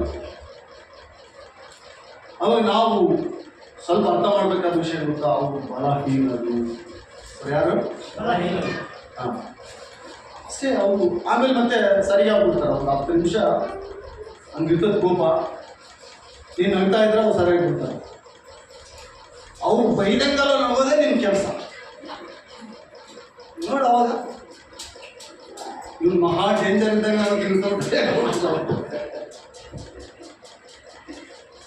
ಒಟ್ಟು ನಮ್ಮ ಗುಟ್ಟು ಅವ್ರಿಗೆ ಗೊತ್ತಾಗಿರ್ಬಾರ್ದು ನೋಡ್ರಿ ಶಿವಣ್ಣ. ನಮ್ಮ ಗುಟ್ಟು ಅವ್ರಿಗೆ ಗೊತ್ತೇ ಆಗಿರ್ಬಾರ್ದು. ಹಂಗೆ ನಡ್ಕೊಂಡ್ಬಿಟ್ಟು ಎಲ್ಲ ಅಯ್ಯಮ್ಮಯ್ಯ ಅವ್ರಿಗೆ ಕನ್ಫ್ಯೂಸ್ ಆಗಿರ್ತದೆ. ನಾವೆಲ್ಲ ಹೇಳ್ತಿದ್ದೀವಿ ಅನ್ಕ ಹಂಗೆ ಸೇಮ್. ಸ್ತ್ರೀಯರು ಬಲಹೀನರು, ಕೆಲವೊಂದು ಸಲ ಬೈತಾ ಇರ್ತಾರೆ, ಅದನ್ನು ನಾವು ಮ್ಯಾನೇಜ್ ಮಾಡ್ತೀವಿ. ಅವ್ರಿಗೆ ಅದೇ ಒಂದೇ ದಾರಿ, ಅದು ಒಂದೇ ದಾರಿ, ಅದು ಬಿಟ್ಟರೆ ಬೇರಿಲ್ಲ. ಬಲಹೀನ ಅಂತ ವಾಕ್ಯ ಹೇಳ್ತಾರೆ. ಸ್ತ್ರೀಯರು ಯಾರು ಹೇಳಿದ್ರಿ? ಬಲಹೀನಳು. ನಿನ್ನ ಹೆಂಡತಿ ಹತ್ರ ಹೆಂಗೆ ಮಾಡ್ಬೇಕಂತ ಒಗೆತನ ನೀನು ಮಾಡುವಾಗ ನಿನ್ನ ಹೆಂಡತಿ ಹತ್ರ ಸೂಕ್ಷ್ಮವಾಗಿ ಒಗೆತನ ಮಾಡ್ಬೇಕು, ಅಂದ್ರೆ ಪ್ರೀತಿ ಪೂರ್ವಕವಾಗಿ. ಕೆಳಗೆ ಮುಂಚೆನಪ್ಪ ಸ್ತ್ರೀ ಪುರುಷನಿಗಿಂತ ಬಲಹೀನೆಂಬುದನ್ನು ಜ್ಞಾಪಕ ಮಾಡಿಕೊಂಡು ನಿಮ್ಮ ಹೆಂಡತಿಯರ ಸಂಗಡ ವಿವೇಕದಿಂದ ಒಗೆತನ ಮಾಡಿರಿ. ಏನು ಒಗೆತನ ಅಂದ್ರೇನು? ಸಂಬಂಧ. ವಿವೇಕದಿಂದ ಅಂದ್ರೆ ಬುದ್ಧಿಪೂರ್ವಕವಾಗಿ, ಪ್ರೀತಿಪೂರ್ವಕವಾಗಿ, ಸಮಾಧಾನಕರವಾಗಿ ಮಾಡ್ತಾ ಇದ್ರೆ ಯಾವತ್ತಿಗ ಆ ಸಂಸಾರ ಏನಾಗಲ್ಲ. ದೇವ್ರ ಕೃಪೆ, ದೇವರ ದಯೆ ಯಾವಾಗ ಅದರ ಮೇಲೆ. ಬೆಳಗಿನ ಜಾವ ಸೂರ್ಯನ ಕಿರಣಗಳು ಬಿದ್ದಂತೆ ದೇವರ ಪ್ರತಿ ಆಶೀರ್ವಾದ ಮನೆಯಲ್ಲಿ ಇರ್ತದೆ. ಪ್ರತಿ ಆಶೀರ್ವಾದ ಮನೆಯಲ್ಲಿ ಇರ್ತದೆ. ಇದು ನಮಗೆ ಸಾಧಾರಣವಾದ ಸಂಗತಿ ಅಲ್ಲ ಬೇರೆ. ಇದನ್ನು ಸ್ವಲ್ಪ ನಾವು ಆಲೋಚನೆ ಮಾಡಬೇಕು. ಅವರು ಜೀವವರಕ್ಕೆ ನಿಮ್ಮೊಂದಿಗೆ ಬಾಧ್ಯರಾಗಿರಬೇಕು. ಬೈಬಲ್ ಎಷ್ಟು ಸ್ಪಷ್ಟವಾಗಿ ಹೇಳ್ತಾ ಇದೆ ನೋಡ್ರಿ. ಜೀವ ಇರೋವರೆಗೆ ಅವ್ರು ನಮ್ಮೊಂದಿಗೆ ಇರ್ತಾರಂತ. ಜೀವ ಇರೋವರೆಗೂ ಯಾರೂ ಗೊತ್ತಿಲ್ಲ, ಯಾವ ಮನೆಯವರು ಗೊತ್ತಿಲ್ಲ, ಎಲ್ಲಿದ್ದವರು ಗೊತ್ತಿಲ್ಲ, ಬೆಳೆದವರು ಗೊತ್ತಿಲ್ಲ, ಬಂದ್ಬಿಡ್ತಾರೆ. ನಮ್ಗೆ ಬಂದ್ಬಿಡ್ತಾರೆ. ಕೆಲವು ಸಂದರ್ಭದಲ್ಲಿ ಎಲ್ಲ ಕುಟುಂಬಗಳಲ್ಲಿ ಕಿರಿಕಿ ಇರ್ತದೆ, ಕೆಲವು ಸಂದರ್ಭದಲ್ಲಿ ಕೆಲವು ಏನೋ ಇರ್ತದೆ. ಅದನ್ನು ನಾವು ಸುಧಾರಿಸ್ಕೊಂಡು ಹೋದರೆ ನಾವು ಬಲವಂತರು. ಸ್ತ್ರೀಯರು ಬಲಹೀನರಂದ್ರೆ ನಾವ್ಯಾರು? ಬಲವಂತರು. ಆ ಅರ್ಥ ಮಾಡುವ ಕೆಪಾಸಿಟಿ ನಮಗೆ ಕೊಟ್ಟಿದ್ದು ದೇವರು. ಮೊದಲು ನಾವೇ ಭೂಮಿಗೆ ಬಂದಿದ್ದು, ಮೊದಲು ನಾವೇ ಸೃಷ್ಟಿ, ಮೊದಲು ನಾವೇ ದೇವರಿಂದ ಆಯ್ಕೆ ಆಗಿದ್ದು. ದೇವರು ಮೊದಲು ನಮ್ಮನ್ನೇ ಉಂಟು ಮಾಡಿದ್ದು, ನಮ್ಮ ತದನಂತರ ಸ್ತ್ರೀಯನ್ನು ಉಂಟು ಮಾಡಿದ್ದಾನೆ. ಇಷ್ಟು ದೊಡ್ಡ ಬಾಡಿಯಲ್ಲಿ ದೇವರು ಒಂದು ಎಲುಬಿನಿಂದ ಆ ಸ್ತ್ರೀಯನ್ನು ತಯಾರು ಮಾಡಿದ್ದಾನೆ.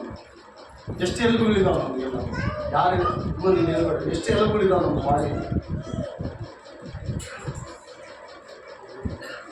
ಎಷ್ಟು ಎಲುಬುಗಳಿದ್ದಾವೆ ಹೇಳ್ರಿ ನೋಡಿ. ಎಷ್ಟು ಎಲುಬುಗಳಿದ್ದಾವೆ ಹೇಳ್ರಿ ಯಾರಾದರೂ, ಎಷ್ಟು ಎಲುಬುಗಳಿದ್ದಾವೆ? ನಮ್ಮ ಮಂಜುನಾಥ ಗೊತ್ತು, ದುಬೈಗಳು ಬಂದು ಎಲ್ಲ ಹೇಳಿ ಮಂಜುನಾಥ್ ಗೂಗಲ್ ಕೊಡ್ತೀರಲ್ಲ. ನನ್ನ ಮಗ ಹೇಳ್ತಾನೆ 206 ಎಲುಬುಗಳಿರ್ತಾವೆ. ಎಷ್ಟು ನಮ್ಮ ಬಾಡಿಯಲ್ಲಿ? 206 ಎಮ್ಕೆಗಳು ನಮ್ಮಲ್ಲಿ ಇರ್ತಾವೆ. ಅದರಲ್ಲಿ ಒಂದು ಎಮ್ಕೆ ತೆಗೆದುಕೊಂಡು ದೇವರು ಸ್ತ್ರೀಯನ್ನಾಗಿ ಮಾಡಿದ್ದಾನೆ. ಈಗ ಅದು ಬಲಹೀನತೆ ಎಲ್ಲಿದೆಯಾ? ಬಲದಲ್ಲಿದೆಯಾ? ಒಂದೇ ಎಲುಬು ನಮ್ಮದು, ಸ್ತ್ರೀ ಒಂದು ಎಲುಬು ನಮ್ಮನ್ನು. ವಾಕ್ಯ ಇರ್ತದೆ, ಬಲಹೀನಳಾದ್ದರಿಂದ ವಿವೇಕದಿಂದ ಒಗೆತನ ಮಾಡಿರಿ. ಅವರು ಜೀವ ವರಕ್ಕೆ ನಿಮ್ಮೊಂದಿಗೆ ಬಾಧ್ಯರಾಗಿದ್ದಾರೆಂದು ತಿಳಿದು ಅವರಿಗೆ ಮಾನವನ್ನು ಸಲ್ಲಿಸಿರಿ. ಹೀಗೆ ನಡೆದರೆ ನಿಮ್ಮ ಪ್ರಾರ್ಥನೆಗೆ ಯಾವ ಅಡ್ಡಿ ಇರುವುದೇ ಇಲ್ಲ. ಗಂಡ ಹೆಂಡತಿ ಎಷ್ಟು ಜನ ಪ್ರಾರ್ಥನೆ ಮಾಡ್ತಾ ಇದ್ರಿ? ಕೈಗೆತ್ತು ಮಾಡಿ. ಗಂಡ ಹೆಂಡತಿ ಕೂತು ಪ್ರಾರ್ಥನೆ ಮಾಡ್ತಾ ಇದ್ದೀರಾ? ಎಷ್ಟು ಜನ ಮಾಡ್ತಾ ಇದ್ರಿ? ಮಾಡೋರು ಮಾತ್ರ ಕೈ ಇರ್ತಾರೆ, ನಾವು ಮಾಡ್ತೀವಿ. ಓಕೆ, ಒಂದೇ ನಮ್ಮ ಪ್ರಾರ್ಥನೆಗೆ ಹಾಗೆ ನಾವು ನಡ್ಕೊಂಡು ನಮ್ಮ ಪ್ರಾರ್ಥನೆಗೆ ಅಡ್ಡಿನೇ ಇರೋದು. ಇವಾಗ ಶಿವಣ್ಣ ಜಂಬಾ ಶಿಷ್ಯ ಕೂಡ ಮಾಡಬೇಕು, ಗಂಡ ಹೆಂಡತಿ ಕೂಡಿ ಪ್ರಾರ್ಥನೆ ಮಾಡಬೇಕು, ದೇವರ ಆಶೀರ್ವಾದ. ಶಂಕರಪ್ಪ ಗಂಡ ಹೆಂಡತಿ ಇಬ್ಬರು ಪ್ರಾರ್ಥನೆ ಮಾಡಬೇಕು. ಅಕ್ಕ ಮೀಟಿಂಗ್ ಅಂದ್ರೆ ಸರಿಯಾಗಲ್ಲ, ಏನಂತಾರೆ? ಇಬ್ಬರು ಕಲಿತು ಪ್ರಾರ್ಥನೆ ಮಾಡಬೇಕು. ಇನ್ಯಾರಿದೆ? ಲೋಕೇಶ್ ಅಲ್ಲಿ ಬಹಳ ಭಯಂಕರವಾಗಿದೆ. ನಾವು ಬಾರೆ ಬೇಲಿ ಮೇಲೆ ಕೂತಂಗೆ ನಮ್ಮ ಜೀವನ. ಅವನ್ನ ಇಳಿಸೋರಿಲ್ಲ, ನಿಚ್ಚನಿಗೆ ಹಾಕೋರಿಲ್ಲ.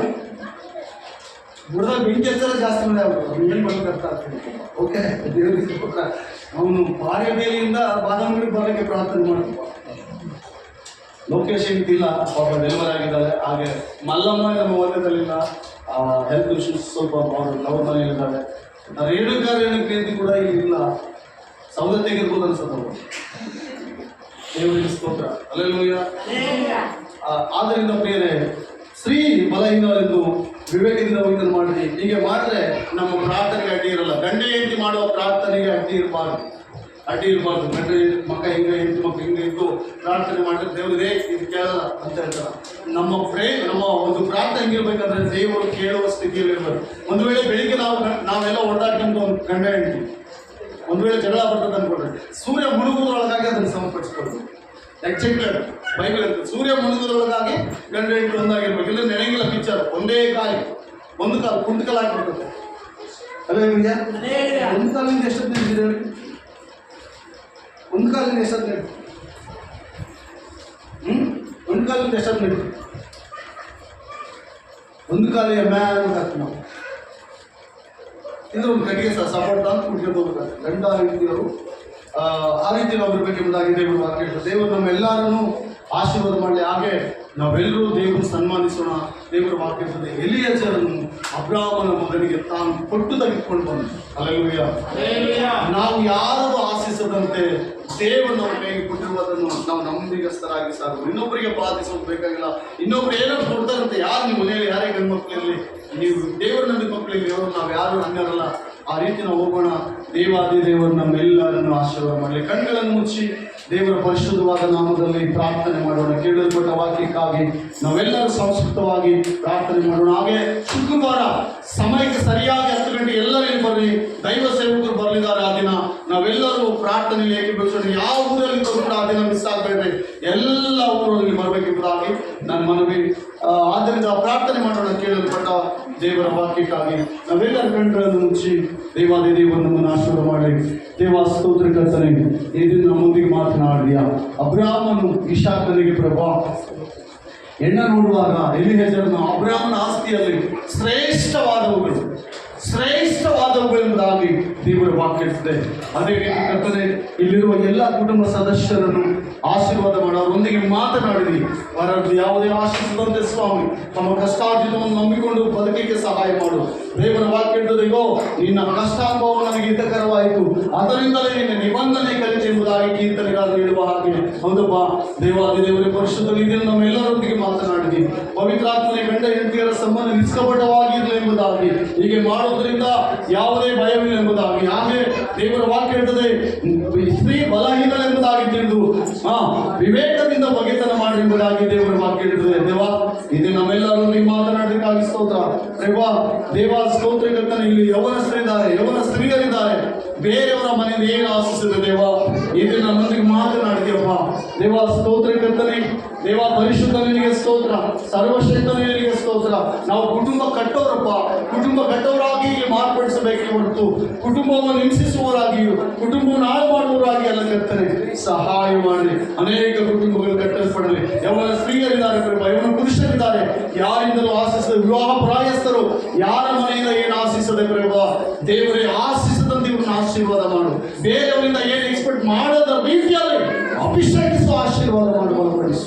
ದೇವ ನಿನಗೆ ವಂದನೆ ಸ್ವಾಮಿ. ದೇವ ಸ್ತೋತ್ರ. ಇಲ್ಲಿವರೆಗೂ ನಾವು ಸಂಗಡ ಮಾತನಾಡಿದ್ದಕ್ಕಾಗಿ ಸ್ತೋತ್ರ. ಕೇಳಲ್ಪಟ್ಟ ವಾಕ್ಯಕ್ಕಾಗಿ ನಾವು ಪ್ರಾರ್ಥನೆ ಮಾಡೋಣ.